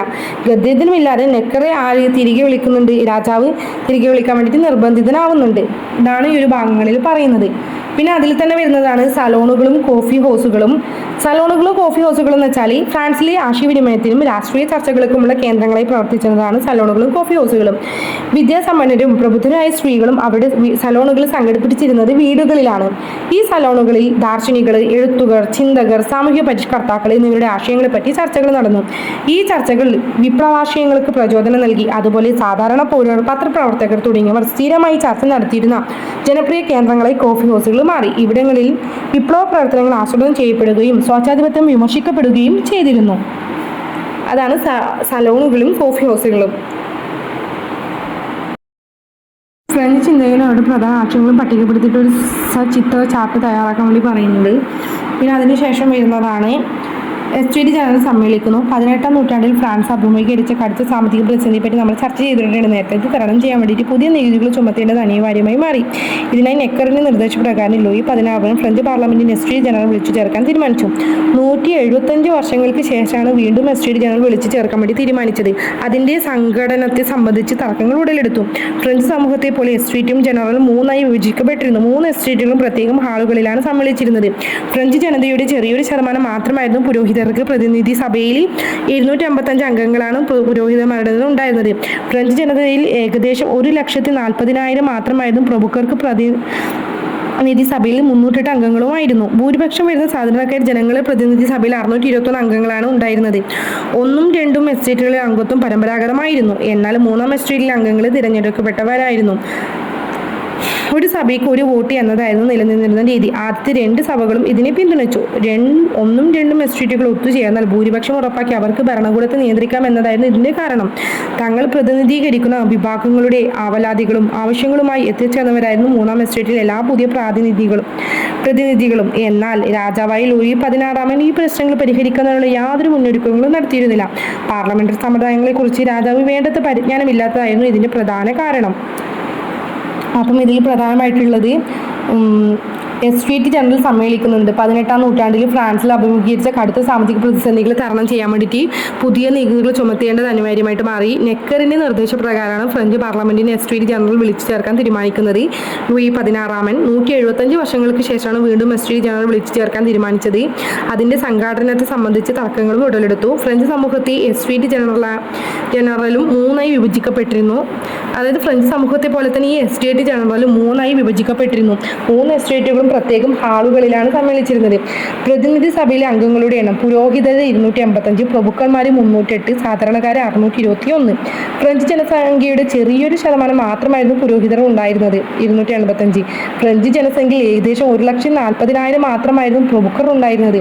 ഭൂരിപക്ഷവും ഉണ്ടായിരുന്നത് സാധാരണക്കാരായിരുന്നു. 1ഉം 2ഉം എസ്റ്റേറ്റുകൾ എസ്റ്റേറ്റിന്റെ അംഗത്വത്തിന്റെ പ്രത്യേകത എന്ന് വെച്ചാൽ 1ഉം 2ഉം എസ്റ്റേറ്റുകളിലെ അംഗത്വം പരമ്പരാഗതമായിരുന്നു. എന്നാൽ 3ാം എസ്റ്റേറ്റിലെ അംഗങ്ങൾ തിരഞ്ഞെടുക്കപ്പെട്ടവരായിരുന്നു. ഒരു സഭയ്ക്ക് ഒരു വോട്ട് എന്ന നിലയിലായിരുന്നു രീതി. ആദ്യത്തെ 2 സഭകളും പിന്തുണച്ചു. കാരണം 1ഉം 2ഉം എസ്റ്റേറ്റുകളിൽ ഒത്തുചേർന്നാൽ ഭൂരിപക്ഷം ഉറപ്പാക്കി അവർക്ക് പുതിയൊരു ഭരണകൂടത്തെ നിയന്ത്രിക്കാം എന്നതുകൊണ്ട്. തങ്ങൾ പ്രതിനിധീകരിക്കുന്ന വിഭാഗങ്ങളുടെ ആവലാതികളും ആവശ്യങ്ങളും എത്തിച്ചേർന്നവരായിരുന്നു 3ാം എസ്റ്റേറ്റിലെ എല്ലാ പുതിയ പ്രതിനിധികളും.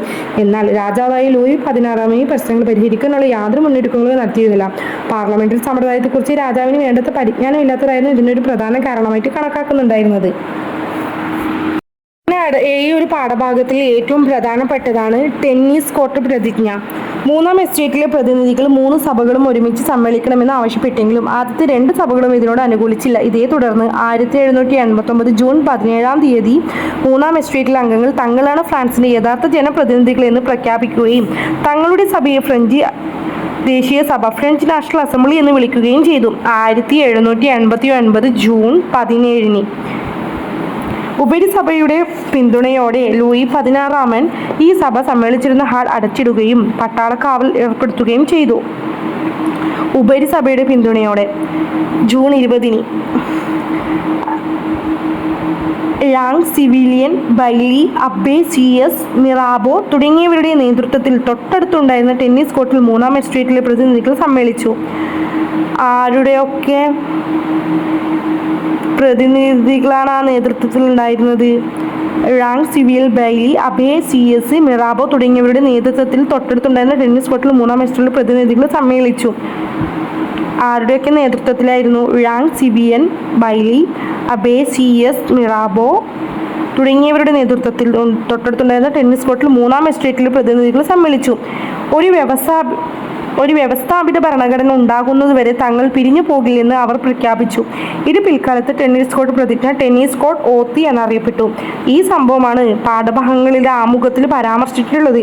ദേശീയ സഭയുടെ ഈ സമ്മേളനമാണ് പിൽക്കാല ചരിത്രത്തിൽ ടെന്നീസ് കോർട്ട് അസംബ്ലി എന്ന പേരിൽ വിഖ്യാതമായത്. ടെന്നീസ് കോർട്ട് പ്രതിജ്ഞ ആസ്പദമാക്കിയിട്ട് സ്ക്രിപ്റ്റ് എല്ലാം തയ്യാറാക്കാൻ വേണ്ടി പറയുന്നുണ്ട്. അപ്പോൾ ഇതിൽ പ്രധാനമായിട്ട് ടെന്നീസ് കോർട്ട് പ്രതിജ്ഞ വെച്ചാൽ 3-ാം എസ്റ്റേറ്റിലെ പ്രതിനിധികൾ 3 സഭകളും ഒരുമിച്ച് സമ്മേളിക്കണമെന്ന് ആവശ്യപ്പെട്ടുകൊണ്ട് ആദ്യത്തെ 2 സഭകളും ഇതിനോട് അനുകൂലിച്ചില്ല. 3-ാം എസ്റ്റേറ്റിലെ അംഗങ്ങൾ തങ്ങളാണ് ഫ്രാൻസിന്റെ യഥാർത്ഥ ജനപ്രതിനിധികൾ എന്ന് പ്രഖ്യാപിക്കുകയും തങ്ങളുടെ സഭയെ ഫ്രഞ്ച് ദേശീയ സഭ, ഫ്രഞ്ച് നാഷണൽ അസംബ്ലി എന്ന് വിളിക്കുകയും ചെയ്തത് 1789 ജൂൺ 17. ഉപരിസഭയുടെ പിന്തുണയോടെ ലൂയി 16 ഈ സഭ സമ്മേളിച്ചിരുന്ന ഹാൾ അടച്ചിടുകയും പട്ടാളക്കാവൽ ഏർപ്പെടുത്തുകയും ചെയ്തു. ജൂൺ 20 3-ാം എസ്റ്റേറ്റിലെ പ്രതിനിധികൾ ടെന്നീസ് കോർട്ടിൽ പ്പോൾ അതിന് നേതൃത്വം നൽകിയത് യാങ്, civilians, Bailly, abbe, CS, Mirabeau. Tennis court പ്രതിജ്ഞ, ടെന്നീസ് കോർട്ട് ഓത്തി എന്നറിയപ്പെടുന്നത്. ഒരു വ്യവസ്ഥാപിത ഭരണഘടന ഉണ്ടാക്കുന്നതുവരെ തങ്ങൾ പിരിഞ്ഞു പോകുകയില്ലെന്ന് 3-ാം എസ്റ്റേറ്റിലെ ജനപ്രതിനിധികൾ പ്രഖ്യാപിച്ചു. ദേശീയ സഭയുടെ ഈ സമ്മേളനമാണ് പിൽക്കാല ചരിത്രത്തിൽ ടെന്നീസ് കോർട്ട് അസംബ്ലി എന്ന പേരിൽ വിഖ്യാതമായത്. ബാസ്റ്റിലിന്റെ പതനവും വിപ്ലവത്തിന്റെ ആരംഭവും. ലൂയി 16 രാജാവ് തന്റെ ഉപദേഷ്ടാവായിരുന്ന നെക്കറെ സ്ഥാനഭ്രഷ്ടനാക്കുകയും പാരീസ് വിട്ടുപോകാൻ ആജ്ഞാപിക്കുകയും ചെയ്തു എന്ന വാർത്ത കാട്ടുതീ പോലെ പടർന്നു. പ്രകോപിതരായ ജനക്കൂട്ടം പാരീസ് നഗരത്തിലെ ധാന്യ സംഭരണശാലകളും റൊട്ടിക്കടകളും കയ്യേറി.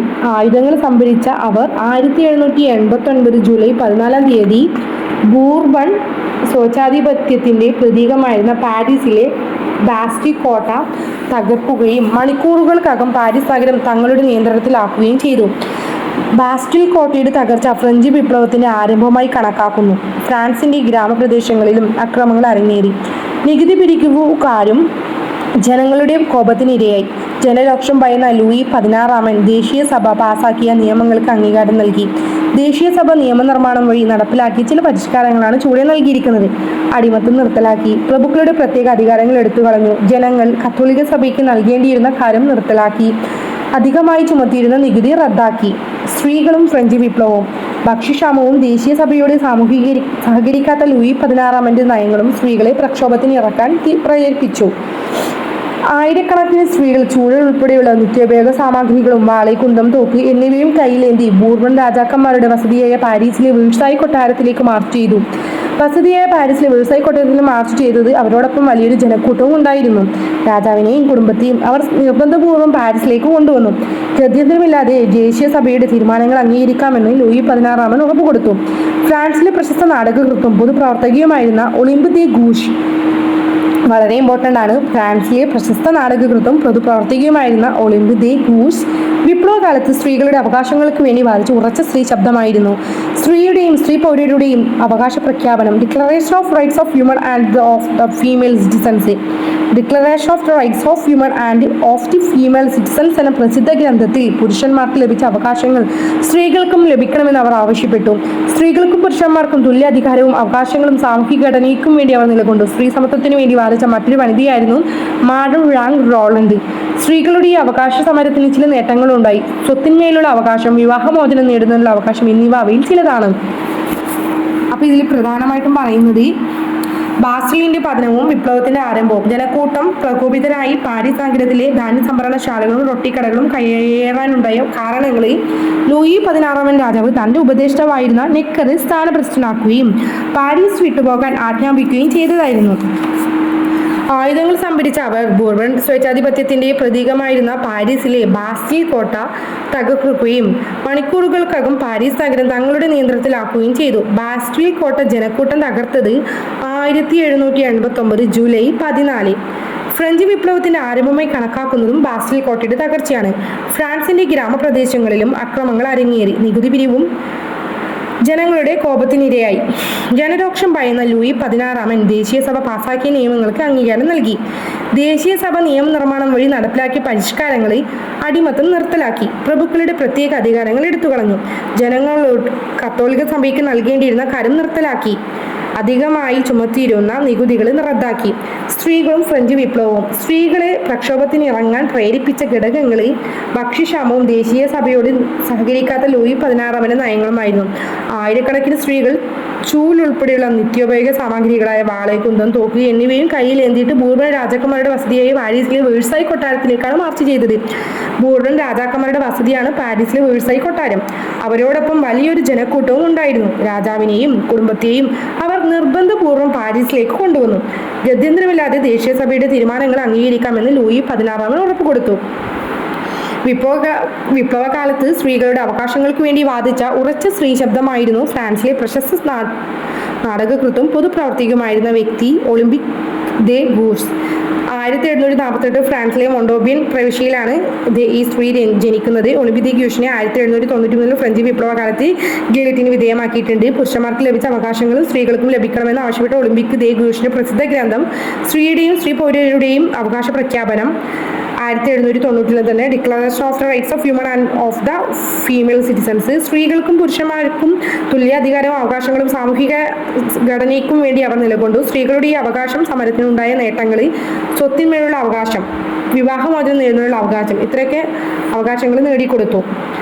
മാഡം ഴാങ് റോളണ്ട് ഫ്രഞ്ച് വിപ്ലവകാലത്ത് ജീവിച്ചിരുന്ന ഒരു പ്രമുഖ സ്ത്രീ വിമോചന പ്രവർത്തകയും എഴുത്തുകാരിയും രാഷ്ട്രീയ ചിന്തകയുമായിരുന്നു.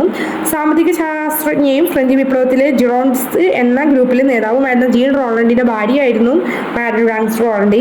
അല്ലയോ സ്വാതന്ത്ര്യമേ, നിന്റെ പേരിൽ എത്ര കുറ്റകൃത്യങ്ങൾ നടത്തുന്നു. Oh liberty, what a crimes are committed in name എന്ന് വിലപിച്ച വ്യക്തിയാണ് മാഡം ഴാങ് റോളണ്ട്. ഫ്രഞ്ച് വിപ്ലവ കാലത്ത് ഏറ്റവും ശക്തമായ സ്ത്രീ വിപ്ലവകാരികൾ ഒരാളായി അംഗീകരിക്കപ്പെട്ടിരുന്നതും ഇവരെയും ഗില്ലറ്റിന് വിധേയമാക്കിയിട്ടുണ്ട്. വേഴ്സായി വിട 1791 ഈ ഒരു വേഴ്സായി വിട വരുന്നത്. അപ്പം ഇതിലൂടെ പ്രധാനമായിട്ടും പറയുന്നത്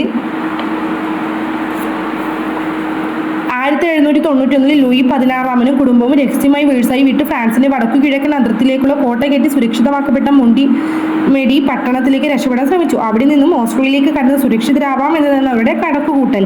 എന്നാൽ വരാന്നസയിൽ എത്തിയപ്പോൾ ജനങ്ങൾ അവരെ പിടികൂടുകയും പാരീസിലേക്ക് നിർബന്ധപൂർവ്വം കൊണ്ടുപോവുകയും ചെയ്തു. സാധാരണക്കാരുടെ ഭക്ഷണമായ ബ്രെഡിന്റെയും വില വർധനയിൽ ദുരിതത്തിലായിരുന്ന ജനങ്ങൾ ബേക്കറുടെ ഭാര്യയെയും മകനെയും ഞങ്ങൾ തിരികെ കൊണ്ടുവന്നു എന്ന് പരിഹാസ രൂപേണ ആർത്ത് വിളിച്ചുകൊണ്ട് അവരെയും കൂട്ടി തിരികെ പാരീസിലേക്ക് മാർച്ച് ചെയ്ത് സ്ത്രീ പങ്കാളിത്തം കൊണ്ട് ശ്രദ്ധേയമായിരുന്നു ഇത്.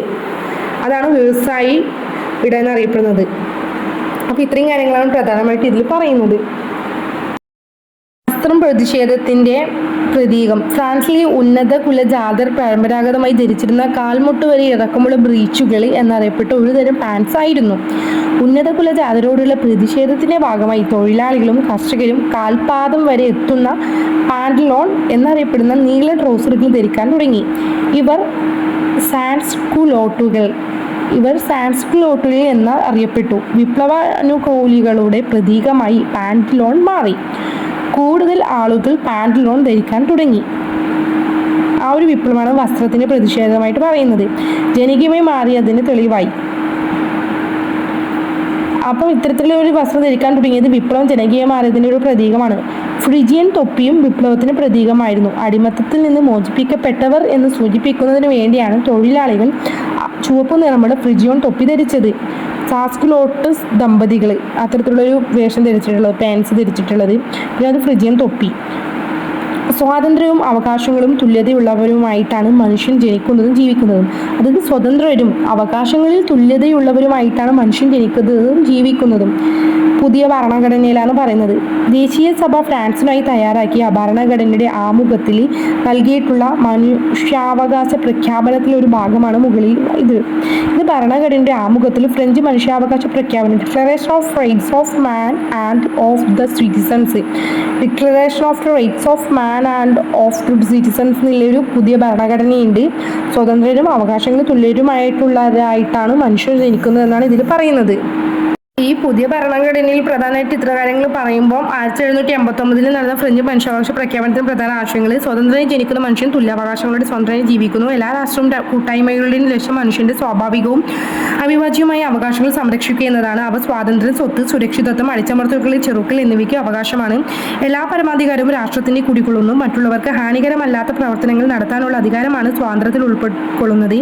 സമൂഹത്തിന് ഹാനികരമാകുന്ന പ്രവർത്തനങ്ങളെ വിലക്കാനുള്ള അവകാശം മാത്രമേ നിയമത്തിനുള്ളൂ. ഫ്രഞ്ച് ദേശീയ സഭ ഫ്രാൻസിന്റെ സാമൂഹിക, സാമ്പത്തിക, രാഷ്ട്രീയ രംഗത്ത് നടപ്പിലാക്കിയ പ്രധാനപ്പെട്ട പരിഷ്കാരങ്ങളാണ് രാജ്യത്താകമാനം ഏകീകൃത ഭരണഘടന നടപ്പിലാക്കിയത്.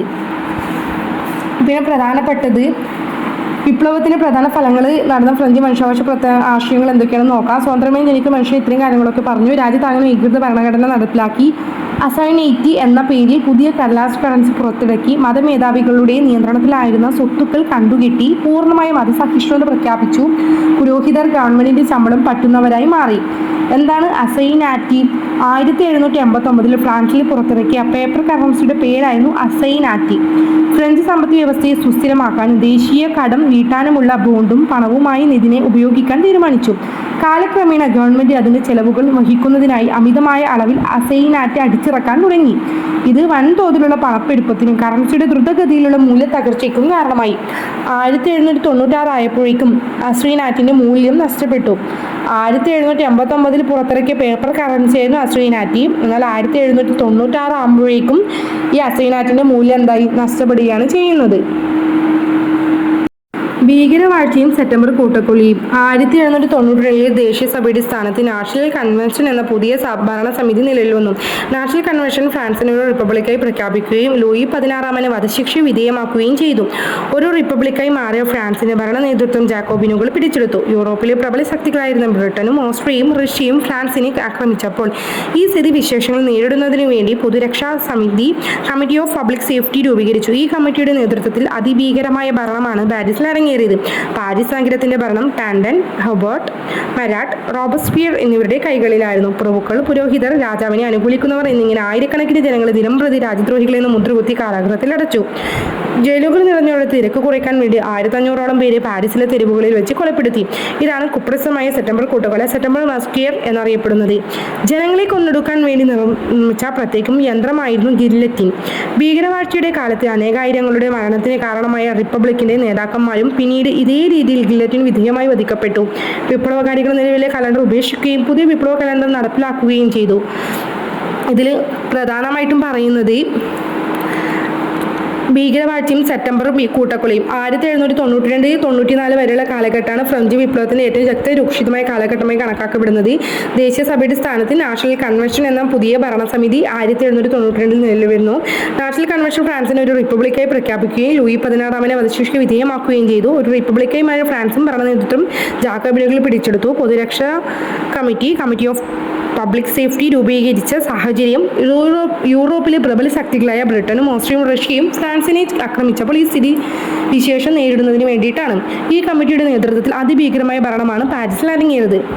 ഹെർബർട്ട്, മരാട്ട്, റോബസ്പിയർ എന്നിവരുടെ കൈകളിലായിരുന്നു. റോബസ്പിയറിന്റെ നേതൃത്വത്തിൽ ജാക്കോബിനുകൾ അധികാരം പിടിച്ചെടുത്തു. പ്രഭുക്കൾ, പുരോഹിതർ, രാജാവിനെ അനുകൂലിക്കുന്നവർ എന്നിങ്ങനെ ആയിരക്കണക്കിന് ജനങ്ങൾ ദിനംപ്രതി രാജ്യദ്രോഹികളെന്ന് മുദ്രകുത്തിയിട്ട് കാരാഗൃഹത്തിൽ അടക്കുകയും പിന്നെ 1500 വരെ പാരീസിലെ തെരുവുകളിൽ വെച്ച് കൊലപ്പെടുത്തുകയും ചെയ്യുന്നു. ഇത് സെപ്റ്റംബർ കൂട്ടക്കൊല, സെപ്റ്റംബർ മാസ്ക്രിയർ എന്നറിയപ്പെടുന്നു. ഗില്ലറ്റിൻ കൊലപ്പെടാൻ വേണ്ടി ഉപയോഗിച്ച പ്രത്യേക യന്ത്രമാണ് ഗില്ലറ്റിൻ. ഭീകരവാഴ്ചയുടെ കാലത്ത് അനേകായിരങ്ങളുടെ മരണത്തിന് കാരണമാക്കിയ റിപ്പബ്ലിക്കൻ നേതാക്കളും പിന്നീട് ഇതേ രീതിയിൽ ഗില്ലറ്റിൻ വിധേയമായിട്ട് വധിക്കപ്പെട്ടിട്ടുണ്ടെന്നാണ് പറയുന്നത്. ഗില്ലറ്റിൻ എന്ന് വെച്ചാൽ ഫ്രഞ്ച് വിപ്ലവ കാലത്ത് 1789-99 കൂടുതൽ പേരെ പെട്ടെന്ന് ഛേദം ചെയ്ത് വധിക്കുന്നതിന് വേണ്ടിയിട്ട് ഉപയോഗിച്ചൊരു ഭയാനക ഉപകരണമാണ്. ഈ ആശയം നിർദ്ദേശിച്ചത് ഡോക്ടർ ജോസഫ് ഇഗ്നാസ് ഗില്ലറ്റിന്റെ പേരിലാണ് ഇത് അറിയപ്പെടുന്നത്. ലൂയി 16 രാജാവിനെയും മരിയ ആന്റോയിനറ്റ് രാജ്ഞിയെയും ഗില്ലറ്റിന് ഉപയോഗിച്ച് തന്നെയാണ് വധിച്ചത്. ഭീകരവാഴ്ചയുടെ കാലത്ത് വിപ്ലവ നേതാവായിരുന്ന റോബസ്പിയറും ഗില്ലറ്റിന് വിധേയമായിട്ടുണ്ട്. വിപ്ലവ കലണ്ടർ ഫ്രാൻസിൽ നിലവിലുണ്ടായിരുന്ന ഗ്രിഗോറിയൻ കലണ്ടറിന് പകരമായിട്ട് വിപ്ലവ കലണ്ടർ വന്നത് 1793 ഒക്ടോബറിൽ. വിപ്ലവ കലണ്ടർ എന്ന പേരിൽ പ്രശസ്തമായ ഈ കലണ്ടർ തുടങ്ങുന്നത് 1792 സെപ്റ്റംബർ 22 ഫ്രാൻസ് റിപ്പബ്ലിക്കായി മാറിയ വർഷമാണ് ഇത്. ഈ കലണ്ടറിൽ 7 ദിവസങ്ങളിലുള്ള ആഴ്ചകൾക്ക് പകരം 10 ദിവസങ്ങൾ വീതമുള്ള 3 ദശകങ്ങൾ ഡെക്കേഡ്സ് ഉണ്ടായിരുന്നു. ഈ കലണ്ടർ പൂർണ്ണമായും ഒരു മതേതര കലണ്ടറായിരുന്നു. വിപ്ലവത്തിന് 12ാം വർഷം വരെ 1801 വരെ ഈ കലണ്ടറാണ് ഫ്രാൻസിൽ പ്രചാരത്തിൽ ഉണ്ടായിരുന്നത്. ഇതിൽ എന്താണ് ഈ ജാക്കോബിനുകൾ? ഫ്രഞ്ച് വിപ്ലവ കാലത്ത് ഉയർന്നു വന്ന ഒരു രാഷ്ട്രീയ സാമൂഹിക വിഭാഗമായിരുന്നു ജാക്കോബിൻ എന്നറിയപ്പെട്ട സംഘം. ജാക്കോബിൻ കോൺവെന്റിലാണ് ഇവർ ആദ്യത്തെ യോഗം ചേർന്നിരുന്നത്. അതിലാണ് ഇവർ ജാക്കോബിനുകൾ എന്നറിയപ്പെട്ടത്. ഈ സംഘത്തിന്റെ ഒരു പ്രധാന നേതാവായിരുന്നു റോബസ്പിയർ. അക്കാലത്തെ ഫ്രഞ്ച് രാഷ്ട്രത്തിൽ വലിയ സ്വാധീനം ചെലുത്തിയവരായിരുന്നു ജാക്കോബിനുകൾ. ജിറോണ്ടിസ്റ്റുകൾ ഫ്രഞ്ച് വിപ്ലവത്തിൽ പങ്കെടുത്ത മറ്റൊരു പ്രധാന വിഭാഗമായിരുന്നു ജിറോണ്ടിസ്റ്റുകൾ. ഫ്രാൻസിന്റെ തെക്ക് പടിഞ്ഞാറുള്ള ജിറോണ്ട് പ്രദേശത്ത് വന്ന ദേശീയ അസംബ്ലിയിലെ അംഗമായിരുന്നു ഇവരിൽ ചിലർ. ജാക്കോബിനുകളിൽ നിന്ന് വ്യത്യസ്തമായിരുന്നു മിത നിലപാടുകളായിരുന്നു സ്വീകരിച്ചത് ജിറോണ്ടിസ്റ്റുകൾ. ഭൂവുടമകളും വ്യാപാരികളും ഉന്നതവർഗക്കാരും പ്രതിനിധികളായിരുന്നു ഇവർ. അതായത് ഭൂവുടമകളുടെയും വ്യാപാരികളുടെയും ഉന്നത വർഗ്ഗക്കാരുടെയും പ്രതിനിധികളായിരുന്നു ജിറോണ്ടിസ്റ്റുകൾ. അവർ മിതവാദ നിലപാടുകളാണ് സ്വീകരിച്ചിട്ടുണ്ടായിരുന്നത്. പുതിയ ഭരണഘടന വരുന്നു. ഭീകരവാഴ്ച അവസാനിച്ച ശേഷം 1795 ഫ്രാൻസിൽ ഒരു പുതിയ ഭരണഘടന നിലവിൽ വന്നു. ഇതുപ്രകാരം 5 അംഗങ്ങൾ അടങ്ങിയ സമിതിയാണ് ഭരണം നിർവഹിച്ചത്. ഈ ഭരണ സംവിധാനം ഡയറക്ടറി എന്ന് വിളിക്കപ്പെട്ടു. അഴിമതിയും കെടുകാര്യസ്ഥതയും ഡയറക്ടറിയുടെ തകർച്ചയ്ക്ക് കാരണമായി തീർന്നു. ജനങ്ങൾ കൂടുതൽ ദാരിദ്ര്യത്തിലേക്ക് നീങ്ങുകയും അവർക്ക് പുതിയ ഗവൺമെന്റിൽ വിശ്വാസം നഷ്ടപ്പെടുകയും ചെയ്തു. ഫ്രഞ്ച് വിപ്ലവത്തിന്റെ അനന്തരഫലങ്ങൾ. ഫ്രഞ്ച് വിപ്ലവത്തിന്റെ ഏറ്റവും പ്രകടമായ ഫലം ഫ്രാൻസിലെ ഫ്യൂഡലിസത്തിന്റെ തകർച്ചയാണ്. പഴയ ഭരണത്തിൽ ഉണ്ടായിരുന്ന നിയമങ്ങൾ വിപ്ലവത്തോടെ ഇല്ലാതെ സഭയുടെ കൈവശമുണ്ടായിരുന്ന ഭൂമി ഇടത്തരക്കാരുടെ കൈവശമായി തീർന്നു. പ്രഭുക്കരുടെ ഭൂമി കണ്ടുകെട്ടുകയും അവർക്കുണ്ടായിരുന്ന എല്ലാത്തരം ആനുകൂല്യങ്ങളും നിർത്തലാക്കുകയും ചെയ്തു. ഏകീകൃത അളവ് തൂക്ക സമ്പ്രദായം മെട്രിക് സമ്പ്രദായം നടപ്പിലാക്കിയതോടെ അളവ് തൂക്കത്തിലെ കൃത്യതയില്ലായ്മ അവസാനിച്ചു. അപ്പോൾ ഇവിടെ പ്രധാനമായിട്ടും പറയുന്നത് പുതിയ ഭരണഘടന വരുന്നതുമായി ബന്ധപ്പെട്ട കാര്യങ്ങളാണ്. അപ്പോൾ ഇതിൽ പ്രധാനമായിട്ട് നോക്കുകയാണെങ്കിൽ പുതിയ ഭരണഘടനയുമായി ബന്ധപ്പെട്ട് 1795 ഫ്രാൻസിൽ പുതിയ ഭരണഘടന നിലവിൽ വന്നത്. ഭരണസമിതിയിലെ അംഗങ്ങളുടെ എണ്ണം 5. ഈ ഭരണസമിതി അറിയപ്പെട്ടത് ഡയറക്ടറി. ഡയറക്ടറിയുടെ തകർച്ചയ്ക്ക് കാരണം അഴിമതിയും കൊടുകാര്യസ്ഥതയും ജനങ്ങൾ കൂടുതൽ ദാരിദ്ര്യത്തിലേക്ക് നീങ്ങുന്നതും അവർക്ക് പുതിയ ഗവൺമെന്റിൽ വിശ്വാസം നഷ്ടപ്പെടുകയും ചെയ്തു. ഫ്രഞ്ച് വിപ്ലവത്തിന്റെ അനന്തരഫലങ്ങൾ എന്ന് വെച്ചാൽ ഫ്രഞ്ച് വിപ്ലവത്തിന് ഏറ്റവും പ്രകടമായ ഫലം ഫ്രാൻസിലെ ഫ്യൂഡലിസത്തിന്റെ തകർച്ചയായിരുന്നു. പഴയ ഭരണത്തിലുണ്ടായിരുന്ന നിയമങ്ങൾ വിപ്ലവത്തോടെ ഇല്ലാതായി. സഭയുടെ കൈവശമുണ്ടായിരുന്ന ഭൂമി ഇടത്തരക്കാരുടെ കൈവശമായിരുന്നു. പ്രഭുക്കരുടെ ഭൂമി എന്തായിരുന്നു?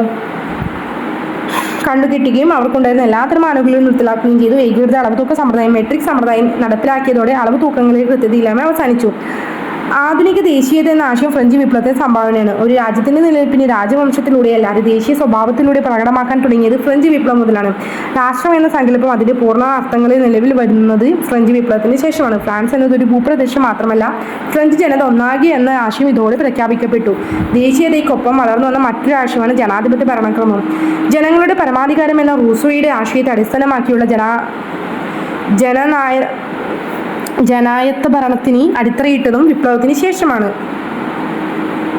19-20 നൂറ്റാണ്ടുകളിൽ ഏഷ്യയിലും ആഫ്രിക്കയിലും നടന്ന ദേശീയ സ്വാതന്ത്ര്യ സമരത്തിന് വേണ്ടിയുള്ള സമരങ്ങളെയും ഫ്രഞ്ച് വിപ്ലവം സ്വാധീനിച്ചിട്ടുണ്ട്. ഫ്രഞ്ച് വിപ്ലവത്തിന് അനന്തരഫലങ്ങൾ എന്ന് വെച്ചാൽ അളവ് തൂക്കത്തിൽ കൃത്യതയില്ലായ്മ അവസാനിച്ചു. ആധുനിക ദേശീയത എന്ന ഫ്രഞ്ച് വിപ്ലവത്തിന്റെ സംഭാവനയാണ്. ഒരു രാജ്യത്തിന് നിലനിൽപ്പ് രാജവംശത്തിലൂടെ അല്ലാതെ ദേശീയ സ്വഭാവത്തിലൂടെ പ്രകടമാക്കാൻ തുടങ്ങിയത് ഫ്രഞ്ച് വിപ്ലവം മുതലാണ്.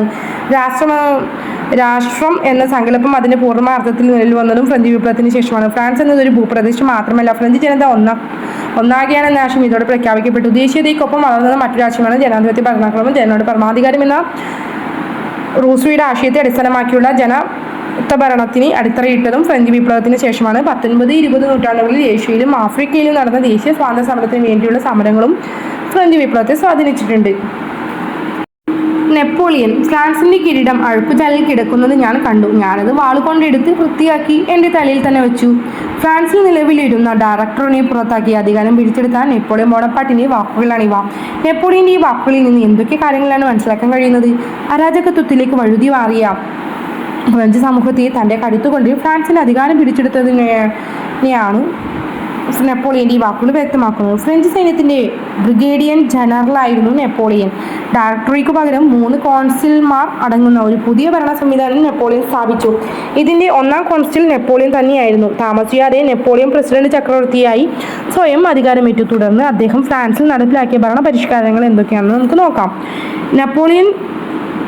കോൺസിൽ നെപ്പോളിയൻ തന്നെയായിരുന്നു. അതായത് ഡയറക്ടറിക്ക് പകരം 3 കോൺസൽമാർ അടങ്ങുന്ന ഒരു പുതിയ ഭരണ സംവിധാനം നെപ്പോളിയൻ സ്ഥാപിച്ചത്. പിന്നീട് നെപ്പോളിയൻ ഫ്രാൻസിൽ ചക്രവർത്തിയായി. മധ്യവർഗത്തിൻ്റെ താല്പര്യങ്ങളായിരുന്നു നെപ്പോളിയൻ്റെ ഭരണ പരിഷ്കാരങ്ങൾ പ്രതിഫലിച്ചിരുന്നത്. അപ്പോൾ ഇത്തരം കാര്യങ്ങളാണ് ഇതിൽ പ്രധാനമായിട്ട് പറയുന്നത് നെപ്പോളിയനെ കുറിച്ച്. ഇത് പറയുമ്പോൾ നെപ്പോളിയൻ്റെ പരിഷ്കാരങ്ങളും മാറ്റങ്ങളും. നിയമപരിഷ്കാരങ്ങൾ മാറ്റങ്ങളെന്ന് വെച്ചാൽ നെപ്പോളിയൻ്റെ നിയമസംഹിത, നെപ്പോളിയൻസ് കോഡ്, ഫ്യൂഡൽ നിയമങ്ങൾ അവസാനിപ്പിക്കുകയും സമത്വവും മതസ്വാതന്ത്ര്യവും അംഗീകരിക്കുകയും ചെയ്തു. കൺകോർഡേറ്റ്സ് നെപ്പോളിയനും പോപ്സും തമ്മിലുണ്ടായിരുന്ന കരാർ കൺകോർഡാറ്റ്. പോപ്പുമായി ഉണ്ടാക്കിയ കരാർ പ്രകാരം കത്തോലിക്ക സഭയുടെ പ്രവർത്തന സ്വാതന്ത്ര്യം പുനഃസ്ഥാപിച്ചു. മറ്റു മതവിഭാഗങ്ങളിൽപ്പെട്ടവർക്കും പ്രവർത്തന സ്വാതന്ത്ര്യം അനുവദിച്ചു. വിദ്യാഭ്യാസ പരിഷ്കാരങ്ങൾ. വിദ്യാഭ്യാസം സാർവത്രികമാക്കുന്നതിനുള്ള നടപടികൾ കൈക്കൊണ്ടു. ലിസി എന്ന പേരിൽ സർക്കാർ നിയന്ത്രണത്തിലുള്ള വിദ്യാലയങ്ങൾ സ്ഥാപിച്ചു. സർക്കാർ സർവീസിലേക്കും സൈന്യത്തിലേക്കും ആവശ്യമുള്ള വിദ്യാസമ്പന്നരെ സൃഷ്ടിക്കുകയായിരുന്നു ഇതിന്റെ ലക്ഷ്യം. യൂണിവേഴ്സിറ്റി ഓഫ് ഫ്രാൻസ് എന്ന പേരിൽ ഒരു ദേശീയ സർവകലാശാലാ സമ്പ്രദായം ആരംഭിച്ചു. ഈ സംവിധാനത്തിലൂടെ രാജ്യത്തെ വിദ്യാഭ്യാസ രംഗത്തെ നിയന്ത്രിച്ചു. സാമ്പത്തിക പരിഷ്കാരങ്ങൾ. ബാങ്ക് ഓഫ് ഫ്രാൻസ് സ്ഥാപിക്കുകയും ഏകീകൃത കറൻസി സംവിധാനം നടപ്പിലാക്കുകയും ചെയ്തു. സൈനിക പരിഷ്കാരങ്ങൾ. സൈന്യത്തെ പല ബറ്റാലിയനുകളാക്കി പുനഃസംഘടിപ്പിച്ചു. അപ്പം നെപ്പോളിയന്റെ ഭരണപരിഷ്കാരങ്ങൾ ആധുനിക ഫ്രാൻസിന്റെ രൂപീകരണത്തിന് അടിത്തറ പാകിയിട്ടുണ്ട്. ഫ്രാൻസിന്റെ ശത്രുക്കളെ ഇല്ലാതാക്കുക എന്ന ലക്ഷ്യത്തോടെ നെപ്പോളിയൻ നിരവധി യുദ്ധങ്ങൾ നടത്തി. ഓസ്ട്രിയ, പ്രഷ്യ തുടങ്ങിയ രാജ്യങ്ങൾ അദ്ദേഹം യുദ്ധത്തിന് പരാജയപ്പെടുത്തി. നെപ്പോളിയൻ മുഖ്യ ശത്രു ബ്രിട്ടൻ ആയിരുന്നു. മികച്ച ഒരു സാമരിക ശക്തിയായി ബ്രിട്ടനെ നേരിട്ട് കീഴടക്കാൻ സാധ്യമല്ല എന്നറിയാമായിരുന്ന നെപ്പോളിയൻ ബ്രിട്ടനെ സാമ്പത്തികമായി തകർക്കാനുള്ള പദ്ധതികളാണ് ആവിഷ്കരിച്ചത്. ഇതിനായി ആവിഷ്കരിച്ച പദ്ധതിയായിരുന്നു കോണ്ടിനെന്റൽ വ്യവസ്ഥ. ഇത് പ്രകാരം ഫ്രാൻസിന്റെ അധീനതയിലായിരുന്ന ഫ്രാൻസുമായി സൗഹൃദത്തിലുള്ളതോ ആയ രാജ്യങ്ങളെ ബ്രിട്ടനുമായുള്ള വ്യാപാരത്തിൽ നിന്ന് വിലക്കി. ഇതിൽ പൂർണ്ണ വിജയം കൈവരിക്കാൻ നെപ്പോളിയന് കഴിഞ്ഞില്ല. മാത്രവുമല്ല, ബ്രിട്ടനുമായുള്ള തുടർച്ചയായ യുദ്ധങ്ങളിലേക്കും ഇത് നയിച്ചു. 1815 നടന്ന വാട്ടർലൂ യുദ്ധത്തിൽ ബ്രിട്ടൻ നെപ്പോളിയനുമേൽ അന്തിമ വിജയം നേടി. നെപ്പോളിയന്റെ ഭരണപരിഷ്കാരങ്ങൾ ആധുനിക ഫ്രാൻസിന്റെ രൂപീകരണത്തിന് അടിത്തറ പാകിയിട്ടുണ്ട്. ഫ്രാൻസിന്റെ ശത്രുക്കളെ ഇല്ലാതാക്കുക എന്ന ലക്ഷ്യത്തോടെ നെപ്പോളിയൻ നിരവധി യുദ്ധങ്ങൾ നടത്തിയിട്ടുണ്ട്. ഓസ്ട്രിയ, പേർഷ്യ തുടങ്ങിയ സ്ഥലങ്ങളിലായിട്ട്. അപ്പോൾ വാട്ടർലൂ യുദ്ധമാണ് ഇതിൽ പ്രധാനപ്പെട്ടത്. അതിൽ ബെൽജിയത്തിന്റെ വാട്ടർലൂ ഗ്രാമത്തിനടുത്ത് വെച്ച് വാട്ടർലൂ യുദ്ധം നടന്നത് 1915 ജൂൺ 18. ഫ്രഞ്ച് ചക്രവർത്തിയായിരുന്ന നെപ്പോളിയൻ ബോണപ്പാർട്ടിന്റെ അന്തിമ പരാജയത്തിനും നെപ്പോളിയനിക് യുദ്ധത്തിന്റെ അവസാനത്തിനും ഈ യുദ്ധം കാരണമായി. വാട്ടർലൂ യുദ്ധത്തിന്റെ കാരണം 1814 എൽബ ദ്വീപിലേക്ക് നാടുകടത്തപ്പെട്ട നെപ്പോളിയൻ അവിടെ നിന്ന് 1815 രക്ഷപ്പെട്ട് തിരികെ വന്ന് തന്റെ സൈന്യത്തെ പുനഃസംഘടിപ്പിച്ചുകൊണ്ട് യൂറോപ്പിനെ വീണ്ടും കീഴടക്കാൻ ശ്രമിച്ചു. നെപ്പോളിയനെ എതിർത്തത് വെല്ലിംഗ്ടണിലെ ഡ്യൂക്ക്, ബ്രിട്ടനിലെ ഹിൽഡ് മാർഷൽ ബ്യൂച്ചർ, പ്രേഷ്യ എന്നിവരുടെ നേതൃത്വത്തിലുള്ള 7ാമത്തെ സഖ്യസേനയായിരുന്നു. നെപ്പോളിയൻ നല്ലൊരു യുദ്ധതന്ത്രജ്ഞനായിരുന്നിട്ടും അദ്ദേഹം പരാജയപ്പെടേണ്ട കാരണം കനത്ത മഴ, സൈനിക നീക്കത്തിലുണ്ടായ താമസം, പേർഷ്യ സൈന്യത്തിന്റെ സമയോചിതമായ എത്തിച്ചേരൽ. വാട്ടർലൂ യുദ്ധം നെപ്പോളിയന്റെ കനത്ത പരാജയത്തിൽ കലാശിച്ചു. ഇതിനെ തുടർന്ന് അദ്ദേഹം സെന്റ് ഹെലിയനിയിലേക്ക് നാടുകടത്തപ്പെട്ടു. 1821 അവിടെ വെച്ച് അദ്ദേഹം മരണമടഞ്ഞു. വാട്ടർലൂ യുദ്ധം യൂറോപ്പിനെ പുനർനിർമ്മിക്കുകയും അത് വിയറ്റ്നാം കോൺഗ്രസിലേക്കും ദശകങ്ങളോളം യൂറോപ്പിൽ സമാധാനം നിലനിർത്തുന്നതിലേക്കും നയിക്കുകയും ചെയ്തു. അപ്പോൾ ഫ്രഞ്ച് സാമ്രാജ്യം, നെപ്പോളിയന്റെ അധീനത, നെപ്പോളിയനുമായി സഖ്യം ചെയ്ത രാഷ്ട്രങ്ങൾ, നെപ്പോളിയനുമായി ശത്രുതയിലായിരുന്ന രാഷ്ട്രങ്ങൾ, അങ്ങനെ നോക്കുമ്പോൾ ഫ്രഞ്ച് സാമ്രാജ്യമാണ് ഫ്രാൻസ്, കോർസിക്ക, റോം, ഇല്ലറിയൽ പ്രവിശ്യകൾ. നെപ്പോളിയന്റെ അധീനതയിലുണ്ടായിരുന്ന രാഷ്ട്രങ്ങൾ Spain, grand Dutch, confederation of the Rhine, Warsaw, Italy, Swiss. നെപ്പോളിയനുമായി സഖ്യം ചെയ്ത രാഷ്ട്രങ്ങൾ ഓസ്ട്രിയൻ സാമ്രാജ്യം, പേർഷ്യ, ഡെൻമാർക്ക്, നോർവേ. നെപ്പോളിയനുമായി ശത്രുതയിലായിരുന്ന രാഷ്ട്രങ്ങൾ Portugal, Sicily, United Kingdom of Britain and Ireland, Russia, Sweden, Sardinia. Vietnam സമ്മേളനത്തിൽ പ്രധാനമായിട്ടും പറയുന്നത് നെപ്പോളിയന്റെ പരാജയത്തിന് ശേഷം യൂറോപ്പിലെ രാജ്യങ്ങൾ 1815 ഓസ്ട്രേലിയ, വിയറ്റ്നാമിൽ യോഗം ചേർന്ന് ചില സുപ്രധാന തീരുമാനങ്ങൾ കൈക്കൊണ്ടത് വിയറ്റ്നാം സമ്മേളനം എന്നറിയപ്പെടുന്നു. വിയറ്റ്നാം സമ്മേളനത്തിന് നേതൃത്വം നൽകിയത് ഓസ്ട്രിയൻ ചാൻസലറായിരുന്ന മെറ്റേണിച്ച്. യൂറോപ്പിലെ ഫ്രഞ്ച് മേധാവിത്വം അവസാനിച്ചത് വിയറ്റ്നാം സമ്മേളനത്തോടു കൂടി. വിയറ്റ്നാം സമ്മേളനത്തിലെ പ്രധാന തീരുമാനങ്ങൾ: യൂറോപ്പിലെ രാജ്യങ്ങൾ ഫ്രഞ്ച് വിപ്ലവത്തിന് മുമ്പുള്ള രാജഭരണം പുനഃസ്ഥാപിക്കുക, ഫ്രാൻസിലെ ബൂർബൺ രാജഭരണം പുനഃസ്ഥാപിക്കുക, ബ്രിട്ടന്റെ നാവിക മേധാവിത്വം റഷ്യയുടെ കിഴക്കൻ യൂറോപ്പിലെയും ആധിപത്യവും അംഗീകരിക്കുക, മധ്യ യൂറോപ്പിൽ ഓസ്ട്രിയയുടെ മേധാവിത്വം അംഗീകരിക്കുക. സമ്മേളനത്തിന്റെ പ്രധാന തീരുമാനങ്ങൾ മധ്യ യൂറോപ്പിൽ ഓസ്ട്രേലിയ മേധാവിത്വം അംഗീകരിക്കുക, ബ്രിട്ടന്റെ നാവിക മേധാവിത്വം റഷ്യയുടെ കിഴക്കൻ യൂറോപ്പിന്റെ ആധിപത്യം അംഗീകരിക്കുക, യൂറോപ്പിലെ രാജ്യങ്ങളിലെ ഫ്രഞ്ച് വിപ്ലവത്തിന് മുമ്പുള്ള രാജഭരണം പ്രസ്താവിക്കുക. ഇത്തരം കാര്യങ്ങളായിരുന്നു വിയറ്റ്നാം സമ്മേളനത്തിന്റെ പ്രധാന തീരുമാനങ്ങൾ.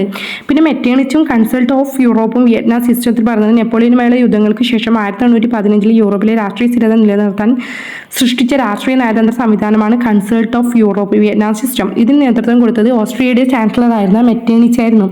ഇതിലെ അംഗങ്ങളായിരുന്ന രാജ്യങ്ങൾ ബ്രിട്ടൻ, റഷ്യ, പ്രഷ്യ. ഈ സംവിധാനത്തിന്റെ മുഖ്യ ലക്ഷ്യങ്ങൾ വിപ്ലവങ്ങൾ തടയുക, പ്രിവെൻഷൻ റിവല്യൂഷൻ അപ്ഹേവിൽസ്, രാജവാഴ്ചയ്ക്ക് ഭീഷണിയാകുന്ന ലിബറൽ ദേശീയ പ്രസ്ഥാനങ്ങൾ അടിച്ചമർത്തൽ, ശക്തി സന്തുലിതാവസ്ഥ, ബാലൻസ് ഓഫ് പവർ, ഏതൊരു രാജ്യവും യൂറോപ്പിൽ ആധിപത്യം നേടുന്നത് തടയൽ, സംയുക്ത സുരക്ഷ, കളക്റ്റീവ് സെക്യൂരിറ്റി, വിവാദങ്ങൾ ചർച്ചകൾ വഴി പരിഹരിക്കൽ. 19-ാം നൂറ്റാണ്ടിന്റെ അവസാനത്തോടെ ദേശീയതയുടെ ഉയർച്ചയും യൂറോപ്പിലെ പുതിയ ശക്തിയുടെയും ഉയർച്ചയും ഈ സംവിധാനത്തെ തകർത്തു.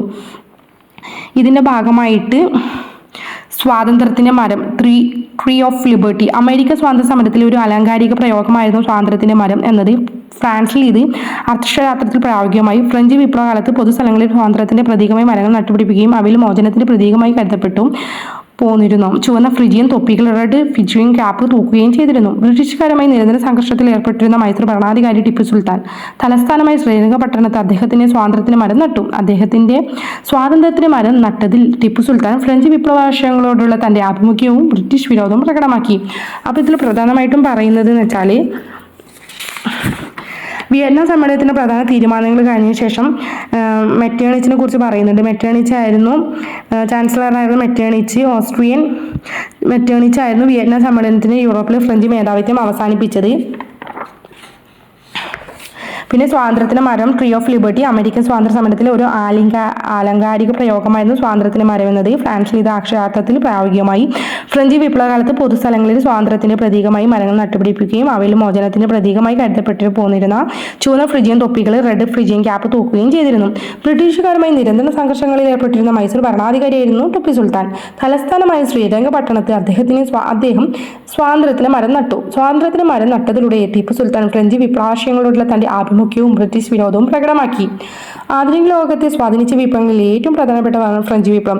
ഫ്രാൻസിലെ സാധാരണക്കാരും മധ്യവർഗവും ചേർന്ന് തങ്ങൾ നിഷേധിക്കപ്പെട്ട അവകാശങ്ങൾക്കായി നടത്തിയ മുന്നേറ്റമായിരുന്നു ഇത്. ഫ്രഞ്ച് വിപ്ലവം മുന്നോട്ട് വെച്ച ആശയങ്ങൾ പിൽക്കാല ലോകത്തെ മുഴുവൻ സ്വാധീനിക്കുകയുണ്ടായി. അതുകൊണ്ട് തന്നെ ഫ്രഞ്ച് വിപ്ലവമായി പറയുമ്പോൾ സ്വാതന്ത്ര്യം, സമത്വം, സാഹോദര്യം എന്നീ അമൂല്യമായ ആശയങ്ങളെ ലോകത്തിന് സംഭാവന ചെയ്ത വിപ്ലവമാണ് ഫ്രഞ്ച് വിപ്ലവം. അപ്പോൾ ഫ്രഞ്ച് വിപ്ലവത്തിന് പ്രധാനപ്പെട്ട സംഭവങ്ങളും വശങ്ങളും നോക്കുകയെങ്കിൽ lines of the French revolution നോക്കിയാൽ 1789 മെയ് 5 എസ്റ്റേറ്റ് ജനറൽ സമ്മേളിക്കുന്നു. 79 ജൂൺ 17 മൂന്നാം എസ്റ്റേറ്റ് ദേശീയ അസംബ്ലി എന്നീ സ്വയം നാമകരണം ചെയ്യുന്നു. 1789 ജൂൺ 20 തന്നെ ടെന്നീസ് കോർട്ട് പ്രതിജ്ഞ, ദേശീയ അസംബ്ലി അംഗങ്ങൾ പുതിയ ഭരണഘടന തയ്യാറാക്കുമെന്ന് പ്രതിജ്ഞ ചെയ്യുന്നു. 1789 തന്നെ ജൂലൈ 14 ബാസ്റ്റൽ കോട്ട തകർക്കുന്നു. വിപ്ലവത്തിന്റെ ആരംഭം. 1789 തന്നെ ആഗസ്റ്റ് 26 മനുഷ്യാവകാശ പ്രഖ്യാപനം, declaration of rights of man and of his citizens. 1791 ആകുമ്പോഴേക്ക് സെപ്റ്റംബർ 3 നിയന്ത്രിത രാജവാഴ്ച അംഗീകരിച്ചുകൊണ്ടുള്ള ഭരണഘടനയിൽ നിലവിൽ വന്നു. പിന്നീട് 1792 സെപ്റ്റംബർ 21 ഫ്രാൻസിനൊരു റിപ്പബ്ലിക്കായി പ്രഖ്യാപിക്കുന്നു. 1793 ഏപ്രിൽ 6 പൊതുസുരക്ഷാ കമ്മിറ്റി രൂപീകരണം, കമ്മിറ്റി ഓഫ് പബ്ലിക് സെക്യൂരിറ്റി. 1793 തന്നെ സെപ്റ്റംബർ 5 ഭീകരവാഴ്ചയുടെ ആരംഭം. 1794 റോബ്സ്പിയറിന്റെ പതനവും ഭീകരവാഴ്ചയുടെ അവസാനവും. 1795 ഡയറക്ടറി രൂപീകരിക്കുന്നു. 1799 നെപ്പോളിയൻ അധികാരം പിടിച്ചെടുക്കുന്നു. വിപ്ലവത്തിന്റെ അന്ത്യം. 1804 നെപ്പോളിയൻ ചക്രവർത്തിയായി സ്വയം പ്രഖ്യാപിക്കുന്നു. 1813-14 കാലഘട്ടത്തിൽ യൂറോപ്യൻ സഖ്യ രൂപീകരണവും നെപ്പോളിയന്റെ പതനവും. 1914 സെപ്റ്റംബർ ടു 1915 ജൂണിൽ Vietnam Congress. 1915 June 9 Vietnam Congress യൂറോപ്പിൽ രാജഭരണം പുനഃസ്ഥാപിക്കുന്നു.